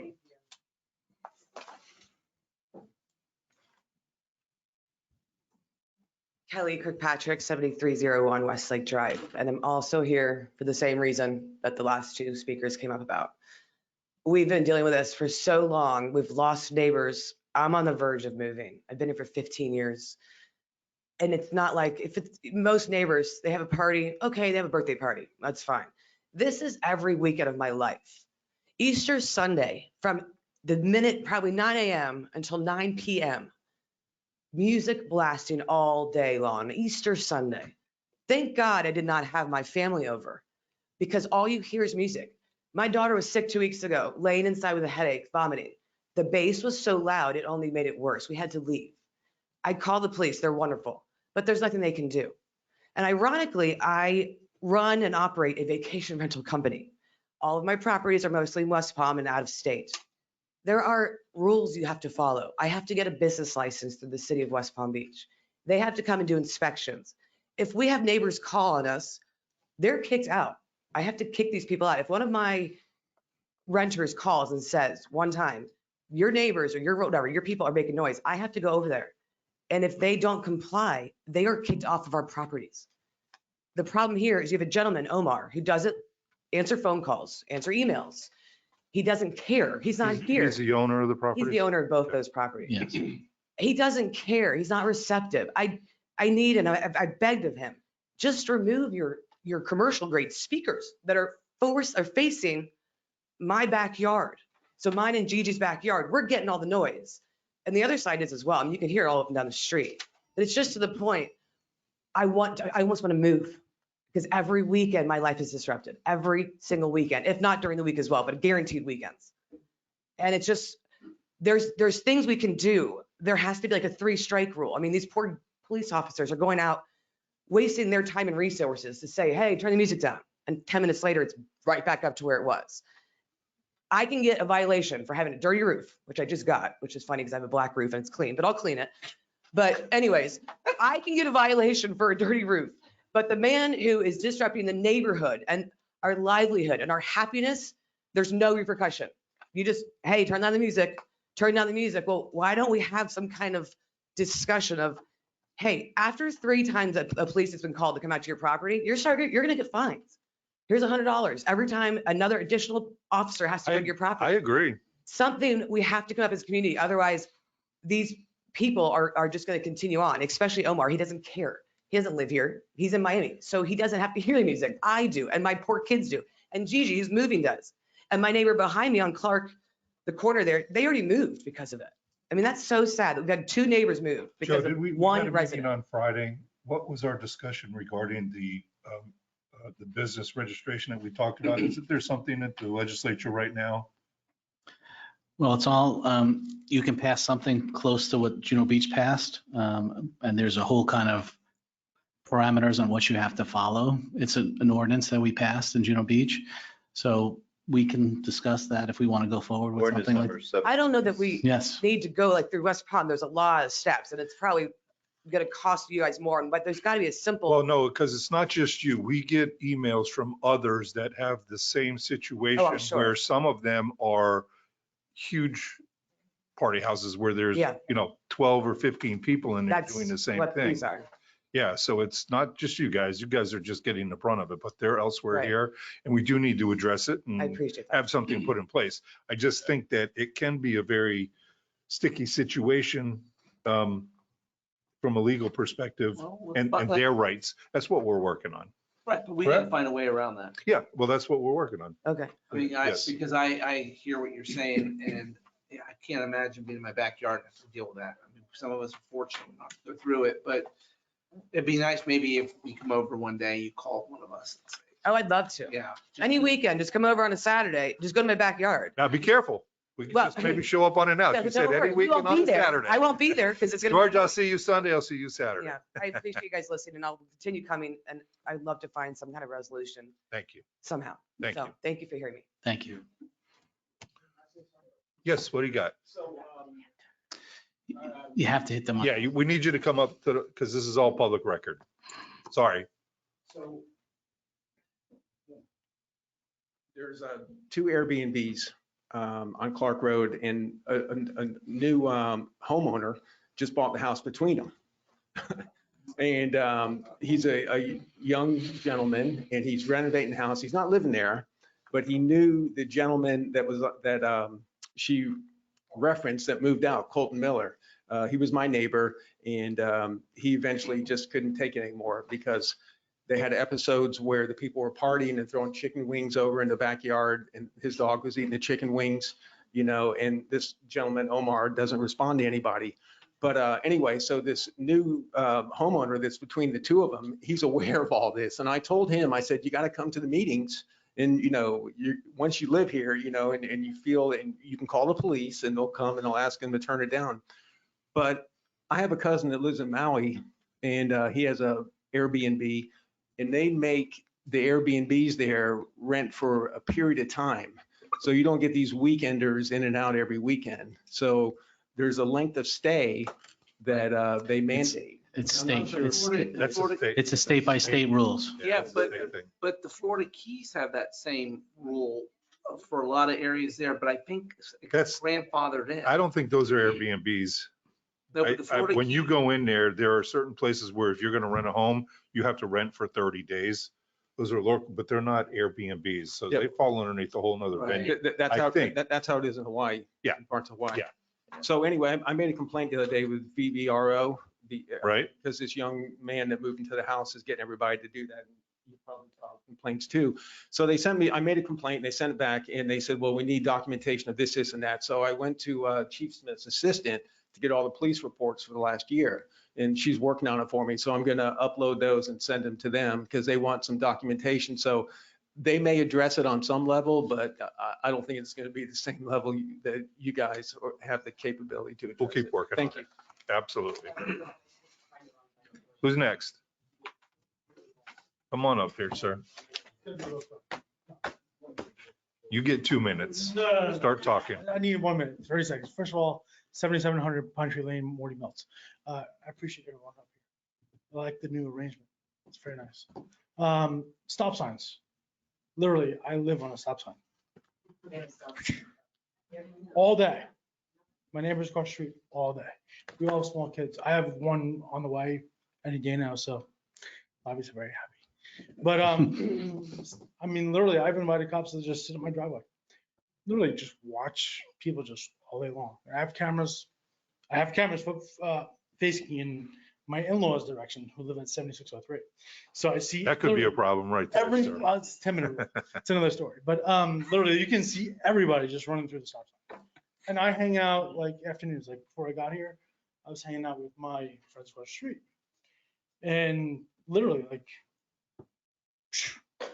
that could be my kids, it could be her cat, it Sure. could be my cat or someone's dog or whatever. But I'm just saying stop signs are a big thing.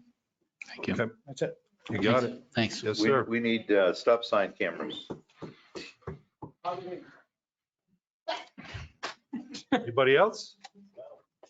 Anyone? You good? Good? You good? Okay. I got 3 minutes. And we have someone online. Okay. Danielle Shalhu, you are self-muted.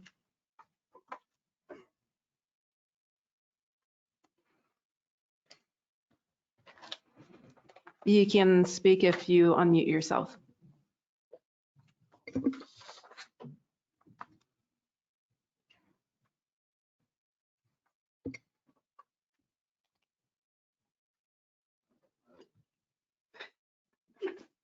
Hello, Danielle. Danielle, are you there?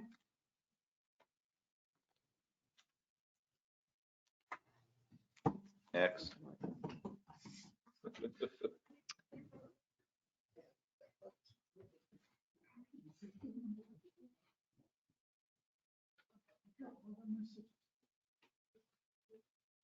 We'll skip.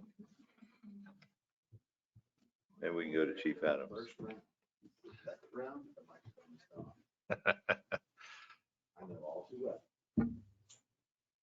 We're good? All right, we're moving on.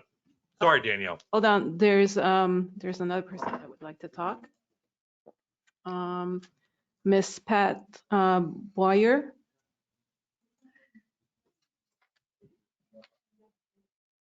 Hello.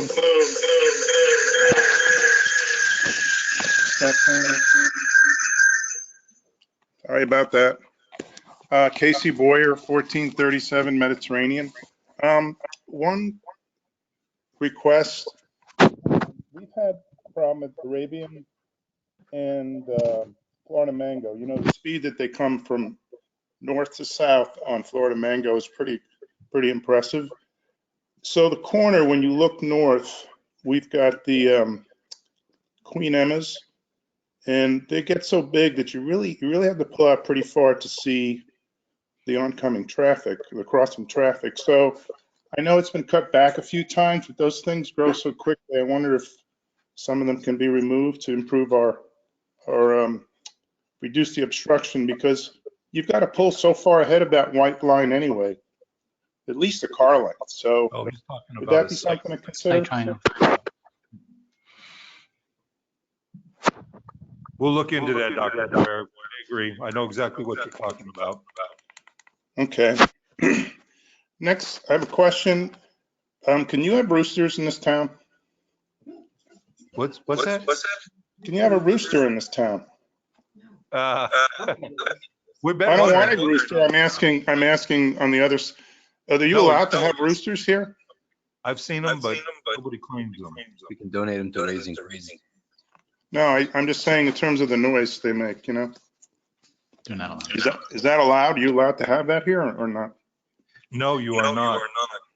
Okay. And the other thing is, this kind of thing, I'm just asking a question about this noise that we're hearing of neighbors and such, or that they're hearing. So would some kind of decibel meter be useful for this kind of thing? I mean, it seems like an obvious question, but does that help if the officers have such a thing? Yeah, they do have one. Oh, so that doesn't help either? Okay. Okay, thank you. Okay, thank you, Dr. Boyer. Appreciate it. Part of that problem is that people do turn them down When you get there. and then they leave, they turn them right back up. We're aware of all this and we're working diligently on a variety of things with that. It's, as Chief will tell you, it's a very sticky situation.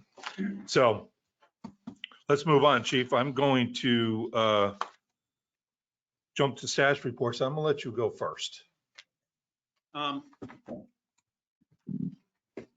The police department responded to 567 calls for service. The Marine unit was out for the lake cleanup and the bass tournament. We were very busy. We had over 12 arrests for a month, which is about 3 times what we normally have. We had out-of-state warrants, trespassing, resisting arrest, possession of narcotics, possession of burglary tools, another person violation of probation, cocaine. And what we are seeing with the number of traffic enforcement is we're getting a lot of the street suppliers that are moving narcotics, cocaine, pills, and so forth. So we've had numerous arrests. We had a DUI, and then we had some other misdemeanors. The traffic that we've been talking about, we did 375 traffic stops for the month. We wrote 375 citations. 66 of those were criminal. That's the increase of 9 times what we normally do, 9 times. And I asked the officers and they said most of the violators were residents. So while we were doing this, we wrote everybody, people coming through. Now I gave you a list of the locations where we went with the speeds and what we were doing. We estimated, people may not agree, because of the closure on Florida Mango, there's approximately 2,000 vehicles that have been going over towards Congress, which backs up from Forest Hill almost all the way to 10 at certain times in the morning. We estimated in the beginning, we had about 150 people coming through. We're down to about 100. So I spoke with the manager and we went over there and looked. Coming in on Palm Road and Clark Road, when you're in the unincorporated, it's 30 miles an hour, it's posted. That's a statute that covers residential areas for state law. So what we needed to do is ours is 25. So we're gonna install some new speed limit signs on those 2 roads coming in. We're also going to use, we have 2 more of those speed computers that shows the speed. So we're going to install that so people can see how fast, because sometimes people would say they're speeding and we look and they're not even going the speed limit because everybody sees things different. Also, I talked with the manager. I'm going to move one of the LPR cameras around the corner. So around the corner, I'll be able to get the vehicles coming off the 2 roads cutting through, and then we'll have a good database. So I wanted to let you all know that we did increase the traffic enforcement. We had 11 vehicle crashes. Our LPR system ran, our 7 cameras ran 187,182 tags. Stolen tags, stolen car, we had a missing person. We're tracking sex offenders coming in and out. So it's a good system. And it's very helpful, and it's a good database if, God forbid, we have serious injury. On investigations, first I'll go code violations. Normally Dana would try to do 30 or 40 because she had other jobs. The new code enforcement officer that does it full time, he did 200 code violations. So that's an increase. We also had a warrant. We obtained a warrant from the Attorney General's office, and this is in reference to defrauding elderly, exploitation of the disabled. We have the warrant. It should be signed. It's going to take a month. This is going through the state Attorney General. One other thing you didn't know about today, I filled in the manager. as you know, I have a corporate attorney who donates time as a volunteer. He's assigned to the Sheriff's Department's Organized Crime and Narcotics Unit. So over the weekend, he informed me he was involved in obtaining search warrants, which is good for us. They just went out on an illegal gambling operation in 3 separate counties. We're looking at Tampa, Sarasota, Fort Pierce, also in Del Rey. So it's starting to hit the paper. We seized over $1 million in cash. So we should be getting a piece of that pie. Also on another case involving narcotics and organized crime, the Sheriff's Department, along with my undercover officer, was involved in seizing 200,000. So we should get a good percentage of that. And that goes into forfeiture, which we use for training, equipment, and also for kids programs.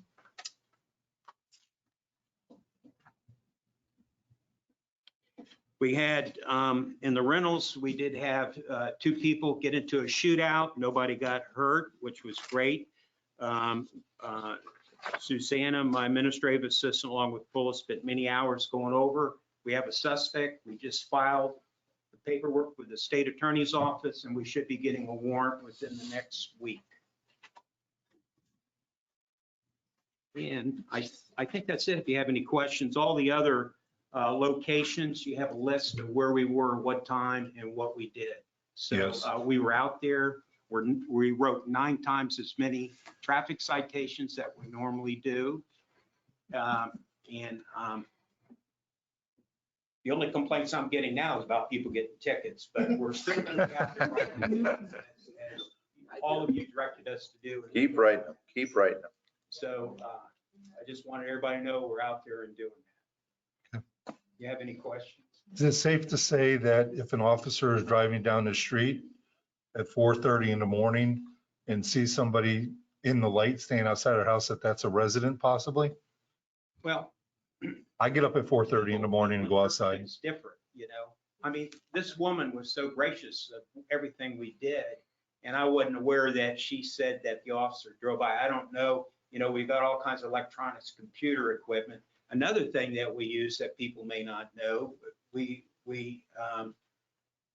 have equipment where we can see at night. So a lot of times you get homeless people coming in town, they're checking the cars and stuff. And I think we're pretty proactive. We made a lot of arrests. I think so too. People were returned to the location here, a couple houses down. I don't know if, are you going to be doing Dan's report? Yeah. Well, I just wanted to bring. Dan's not here. Well, why does it say Dan Clark? I know, he wrote it. This is your official get to. But I just want to remind everybody that we are undergoing and having a meeting next week with an engineering firm, Simmons and White, regarding the traffic calming and the speed tables. So that's still in the works too. So we're working on this. All right, Chief, you good? Unless anybody has any questions. Anybody any questions for the chief up here? Yeah, I do. Go ahead, Val. Well, it says here you did 374 citations out of 375 traffic stops. Who was the lucky person who got the warning? I want to go buy a lottery. I want that person to buy a lottery ticket for me. I've gotten more complaints in the last 3 weeks about you pulling people over and giving them tickets. But look, you know, and I just refer them to a traffic attorney. But you know, and I got some good friends who love the referrals. But I had a resident, and I haven't quite figured it out, but you know, the Florida mango problem here, this one resident, she's very persistent and claims that the signs change all the time because they get blown over, they get turned.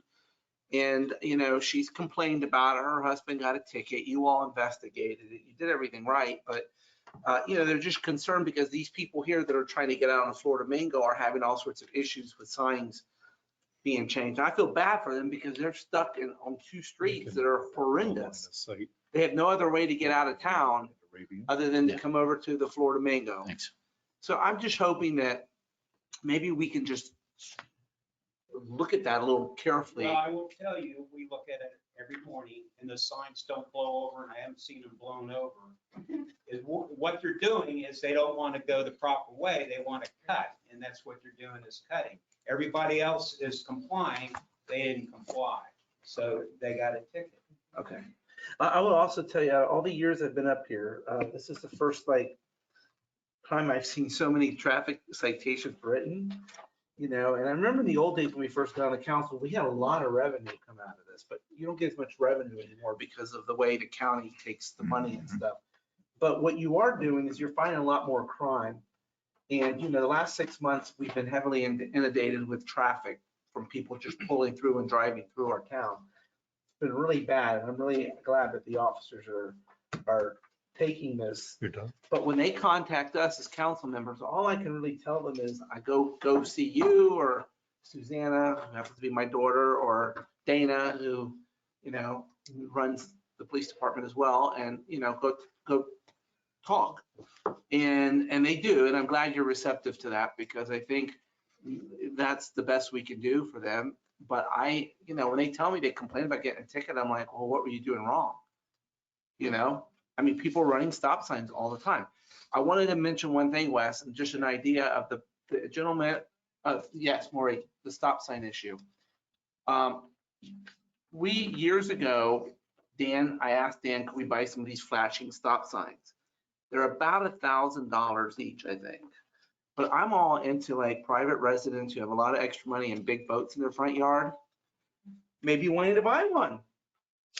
Because it is proven that the flashing stop sign makes people more aware. We have about 12 of them or 10 of them in town. What's even better? Cops sitting in my driveway. Well, that's expensive. Really? That's expensive. They're on the clock. They can hide behind my hedge. That's why I put it there. Well, they have. I've seen cops hiding behind hedges, but we can't have we only sometimes have one cop on duty all night. So we can't have them at stop signs and not dealing with the rest of the town. But one idea is the flashing stop sign. So maybe, Joe, you could go back and figure out what we paid, and maybe even make a program available that if you're a generous resident and you want to sponsor one right near your house, Maury, you could. Or better yet, I'll give the town free access to my Wi-Fi, and they can put a camera under. I'm certain we have all sorts of ideas, but the stop sign. It's not residents. It's not. Of course not. It's Keller over there, and it's people that don't. But when I met the guy on the flashing stop signs when we were up at Florida League of Cities up in Orlando, one of the things he said that was proven from the flashing stop sign was you're going to cut down on the behavior you're seeing just because they see a flashing light. I put my garbage can out on my curb and somebody hit it. I know, I'm just saying, flashing stop sign. But, when people call you and address you, we were directed by you all to step up the enforcement. So I'm doing what I was asked to do, enforcing the law. So, You're doing a good job. Doing a We're good not job. complaining. Do more. Hold on, we're gonna let Chief Adams, we gotta get to Chief Adams. She's got a look in her eye like, let me talk, I gotta get home. I It's waited late. all night. Excellent report, Chief. It really is. You guys should be immensely proud of the police department work here. It's very impressive. Good evening. My name is Tracy Adams, Palm Beach County Fire Rescue District Chief that serves your area. Thank you for having me. We have some few things going on fire rescue wise.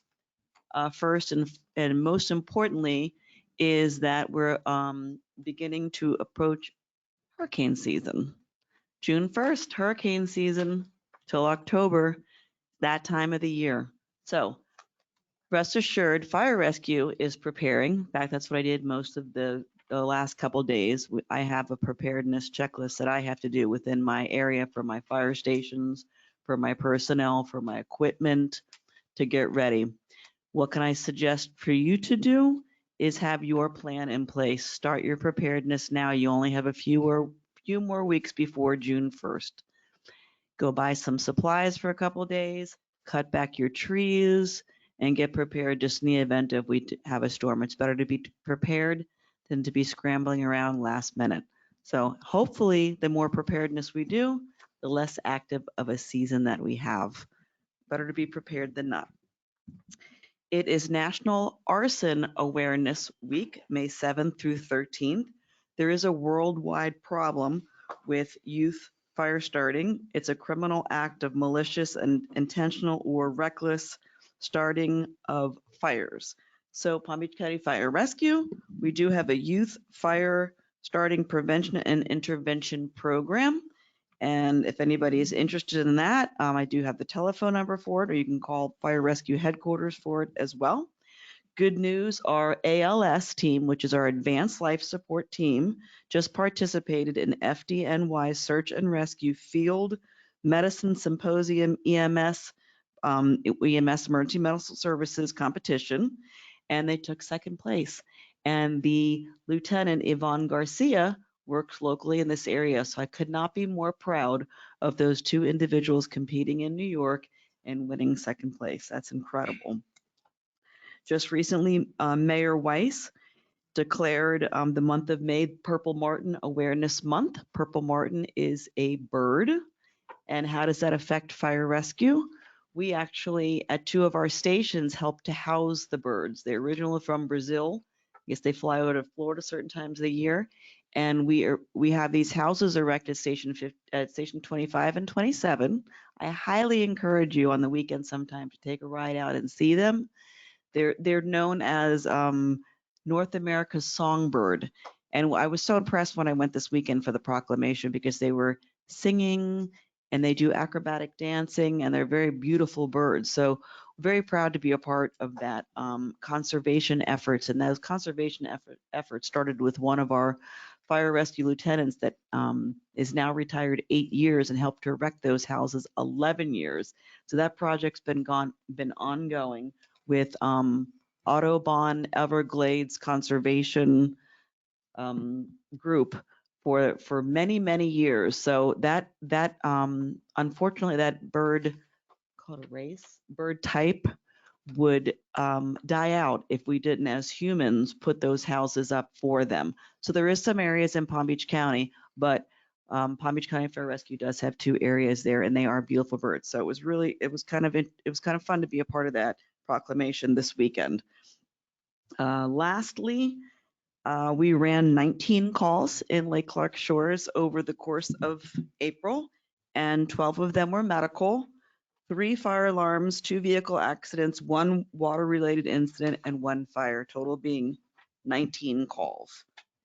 And I think that's all I have for you. Does anyone have any questions or comments? Any questions from council, the chief? And by the way, we do have, if anybody is on Facebook, we do have a Facebook page. And on that Facebook page, you can see the pictures of the Purple Martin birds. You can see the pictures of the ALS team winning, and it keeps you current on a daily basis. We have an amazing video department and PIO department that regularly during the day puts up posts about what's going on with the department.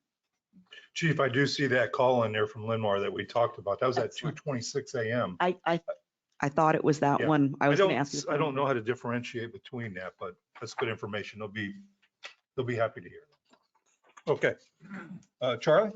My report is included in your agenda packet. I'll be happy to answer any questions. Any questions for the attorney from the council? Nope. Mr. Lovello? Well, first I'll start off with, I want to thank the council and all you residents for making me feel so welcome. So I really appreciate it. And obviously the staff, chiefs and Emily there and Mary, thank you all and all the staff back there. It's been great. And Dan has been incredible. I'm unloading his brain, getting his institutional knowledge and putting it in my brain. So it's going to take a little bit, but thank you all. The report, pickleball is getting closer. We're about a month or two starting construction on that. The Pine Tree Bridge, waiting on one little thing before we go out to bid, maybe this summer. As the mayor said, we are meeting with the traffic engineer to go over traffic calming throughout the whole town. Vacation rental, I do need your input if you want to go forward on that, council. Something similar to the town of Juno Beach's ordinance or something different. Obviously, you hear residents' comments, so you might want to discuss that with me. We are working on the amplified music in the park and the use of alcohol in the park. Staff's discussing that every week. We have some suggestions on that too, so you might want to call us or call me and we can talk about that. And a little bit about the schedule. Our next meeting is on Tuesday, May 30th. We do not have a meeting in June. And you got to come out this Friday because we have a truck event, a food truck event, and it's a beach theme. So hopefully I'll see you on Friday. So thank you, Mayor. Thank you. Any questions for Mr. LaBelle from the council? Call me when you meet with the Simons and White. I'd like to be part of that. And I really want to focus in on the amplified music in the pavilion. I think if you eliminate amplified music, you eliminate a lot of problems. And everybody's talking about building a wall. I just say, just pull the plug. You don't have to worry about it because we have to, I just think that's a better way to go. And I'd look for staff's recommendation. On the vacation rentals, that failed in the legislature. I want you to know that it passed the House, but it failed. And again, what they're trying to do is preempt us from doing our job here. So, but at the same time, I'm part of the Municipal Administration League, and that was our #1 priority was vacation rentals. So I want to do something about monitoring the sound in the vacation rental and see if that triggers some sort of draconian consequence if there's a violation. That it's almost like 3 strikes and you're out. I don't know what we can do, but I think we can do something about licensing. See if we can suspend their license or put it in jeopardy and associate a fine with that. Try and do something more than we sit back and be reactionary. I want to be proactive as much as we can within the confine. With the confine. Suspend the license. That's a good idea. I don't know we can do it, but there's an old Lebanese saying, if you don't talk to me, I you understand. don't know what we're doing. All right, so I've read Juneau Beaches. It's a good template to move forward, but I think Lake Clark Shores can tweak it a little bit to suit our situation here. Thank you. Thank you. Appreciate it, Joe. Thank you. Okay, we'll move on to council comments. Mr. Maples, you have the floor, sir. Thank you, Mr. Mayor. First, I want to say thank you to everyone for showing up tonight, and thank you for all the comments as it relates to the issue going on in the town, so we know what's going on and how to move forward. Also, I didn't know, Gigi, if it was helpful having the police car there in the driveway, if it slowed things down a bit, but if you have concerns, please contact us. I know Dana and Chief really proactively jumped on that issue, and maybe a thought for the study is having a sign that says if people are walking or walking their dogs, they have to get over 3 feet and give them a little space, or maybe in that study, we can add that piece to it. Those signs are on Pine Tree, but not on Westlake and other places. So that might be helpful to protect people when they're walking and walking their dogs. Obviously, a lot of conversation today on vacation rentals. Again, if you continue to come up and put it before the council, we can continue to make good decisions, and we know how to move forward with ordinances and codes and resolutions to be able to solve some of these issues. And then last thing, I know that, we had Joe and Dan really orchestrate this new layout for us and really wanted to give more space to the residents. And thank you, Tony, for your comments on trying to make this happen. So I wanted to say thank you to Dan, all years of his service, and thank you to Joe and the staff for making this happen. To get us up here to give more space to more residents, because we want you guys to continue to come and feel comfortable when you're here and be able to talk to us. So thank you. Mr. Gonzalez. Well, thank you, Mr. Mayor. Got several things here that I hopefully can get through as quickly as I possibly can. Really appreciate everybody's suggestions coming with positive mindset to bring solutions to problems that we are all unfortunately facing, on a day-to-day basis. So I want to kick it off with the park sound. As much as it pains me, it's extremely frustrating to continue to hear this over and over again. Mr. Shalhoub, I think we do need to pull the plug. I was just here this past weekend, and it's a full-on professionally set up tablecloths, cups, backdrops, professional DJ. I mean, it's beautiful, it's nice, but maybe a banquet hall is something that's a little bit better suited and not a park where you have residents and communities. So Bob, you got my support on that. As for Airbnbs, It was about 3 meetings ago. I pulled Mr. Lobello aside, and I have been a strong advocate for us to implement what Juno Beach has implemented for their Airbnbs. I think that they should be registered. I think that we need to understand, for us to be able to regulate them, we need to understand the level of activity that's going on in our town first and foremost. And we get that information by having them register.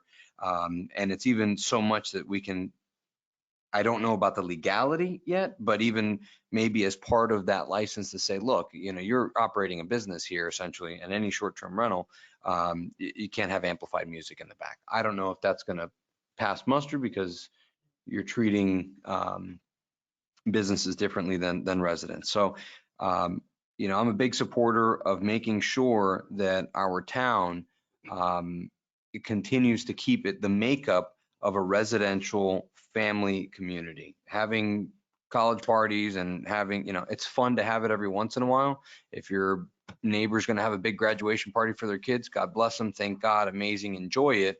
It's one weekend out of hopefully the 4 years of, their studies. So,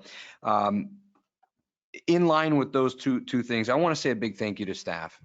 And I know that Joe and Dan, through their leadership, they have had several staff meetings and they've discussed the park issue. They've discussed the Airbnb issue. They've got some really interesting and unique solutions to this problem so that we can hopefully avoid this in the future and also make our town a little bit safer in the process. So more on that later. It's a little bit of foreshadowing. And talking about safety, I wanted to address the police department. We put a lot of emphasis on enforcement. We put a lot of emphasis on our safety, for years and years and years. And I said it in the past, and I'll continue to say it. Lake Clark Shores was always the neighborhood where neighbors would leave their front doors open. And it was a knock and come on in.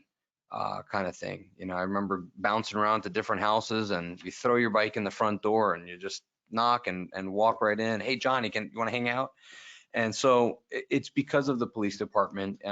I'm really happy to see that they're stepping up the enforcement. Fortunately, we're getting more enforcement. Unfortunately, with that enforcement, with pulling more people over, we're going to be finding more things. And I think it's a little bit scary to realize that, we got a lot of drugs moving through the town. And I think that people, they pick smaller towns that maybe might not be able to keep up as a way to move this stuff, to get away from West Palm, to get away from some of the other localities here. But it's not going to happen under Chief's watch. And so by stopping some of that traffic, by stopping some of those people, by utilizing our neighborhood, we're also making sure that we send a very clear message as a town, as a community that says, hey, we don't want you here. We don't want you using our roads.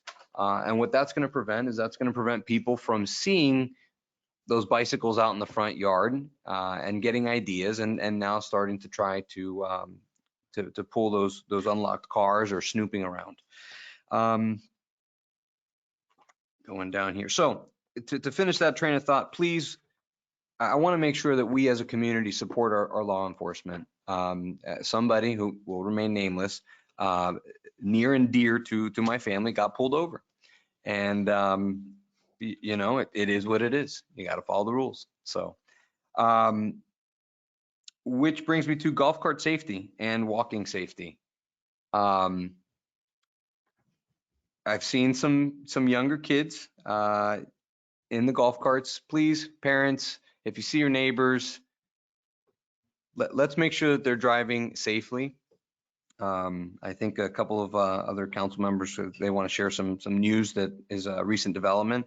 But for the walkers, my wife walks frequently.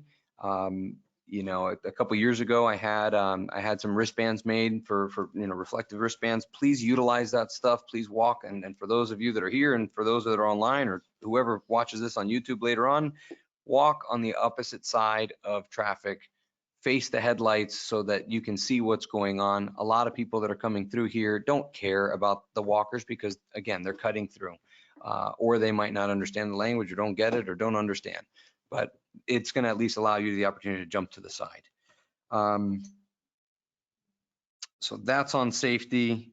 In terms of trash collection, got an email or got a letter here from Mr. Wilkoff. He's had a sea grape tree for 35 years and is unable to put his rubbish or debris, vegetation within his property. And so if it does come up or if there's another issue, this seems very isolated. He was nice enough to provide us with a very nice picture here. It's a beautiful sea grape tree, but I would be okay with passing some sort of exemption for him to keep that sea grape tree because I think it's beautiful. In trailer ordinance, thank you everybody for your patience in getting this finally, hopefully over the finish line. It's been a long time coming. And Gigi, I heard you.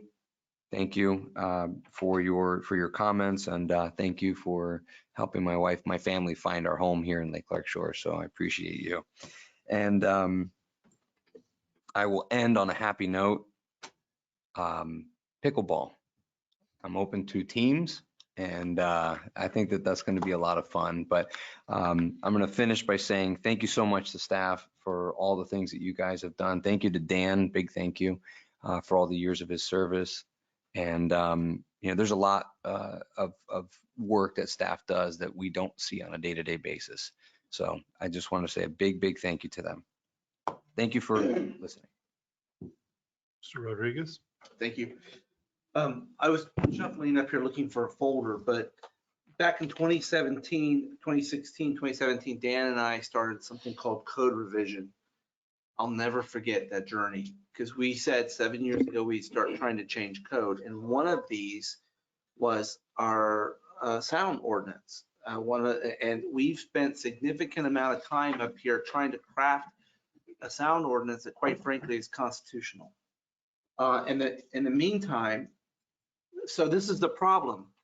If you tell an Airbnb through permitting process that they have a sound restriction that other residents don't have, you run into a constitutional problem. Can't do it.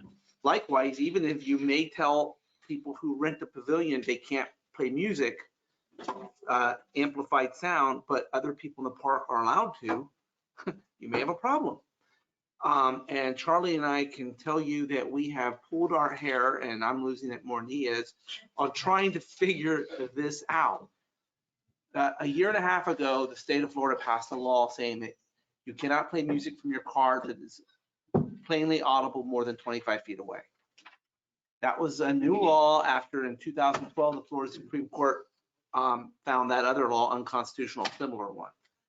I don't know whether this law is going to pass constitutional muster, but I think there's got to be a way that we need to come up with constitutionally regulating sound so that, George, everybody who has a problem, we can deal with it. Maybe we need to be more proactive. Maybe we can turn it into a nuisance issue. I don't know.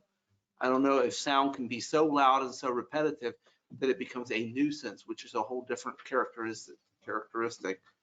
But I just kind of want to, I'm going to dedicate myself to talk to Charlie in the next couple of months to come up with some ideas and try to figure out if other towns have, how they dealt with it, because I'm afraid just saying no music when you rent the pavilion is not going to work constitutionally. But I don't know. Okay, that was just one issue. And the other issue I just wanted to say was thank you, Joe, for stepping in on all the issues we have. Joe, you've been with us for 6 months beforehand, and I want to work with you on these issues. And the great thing is you've got some lawyers up here to help you out, and you've got some lawyers to kind of educate everyone else on issues. I want to just make sure, I'm so glad we got past the trailer issue. Now we've made progress on it. We've been working on that for years. Bob brought some great ideas about we are a boating community. We don't want that ordinance to really deflect from the fact that we're a boating community. Because trust me, there will be a lot of people who will be very upset if their boats have to be covered. I know it will happen. It will take a while for it to happen. Finally,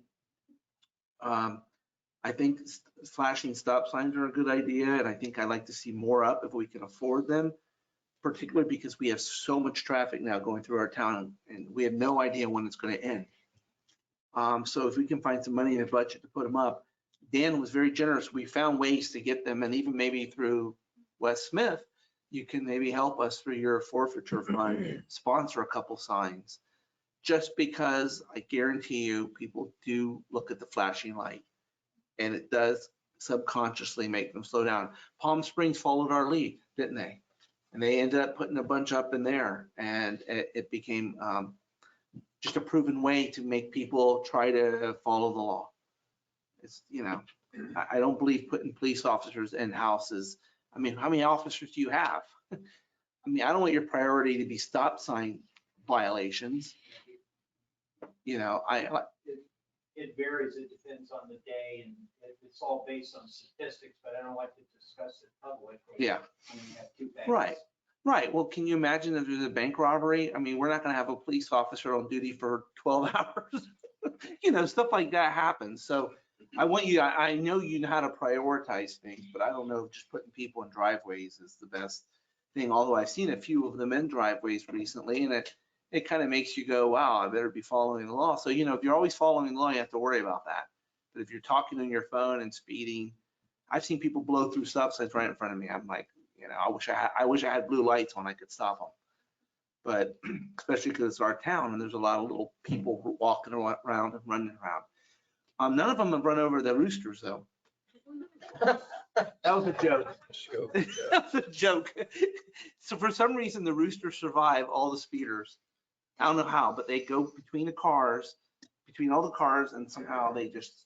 I just believe the roosters, believe it or not, may end up being a blessing, because at least they stop traffic. I used to hate the rooster. I wake up very early every morning at 5 a.m. anyway.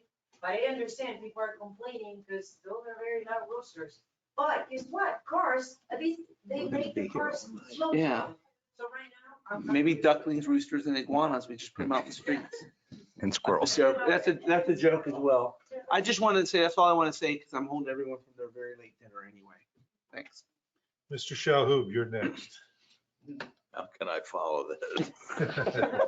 I'd like to thank everybody for their patience and understanding as we navigate through the trailer ordinance. I appreciate everybody's input.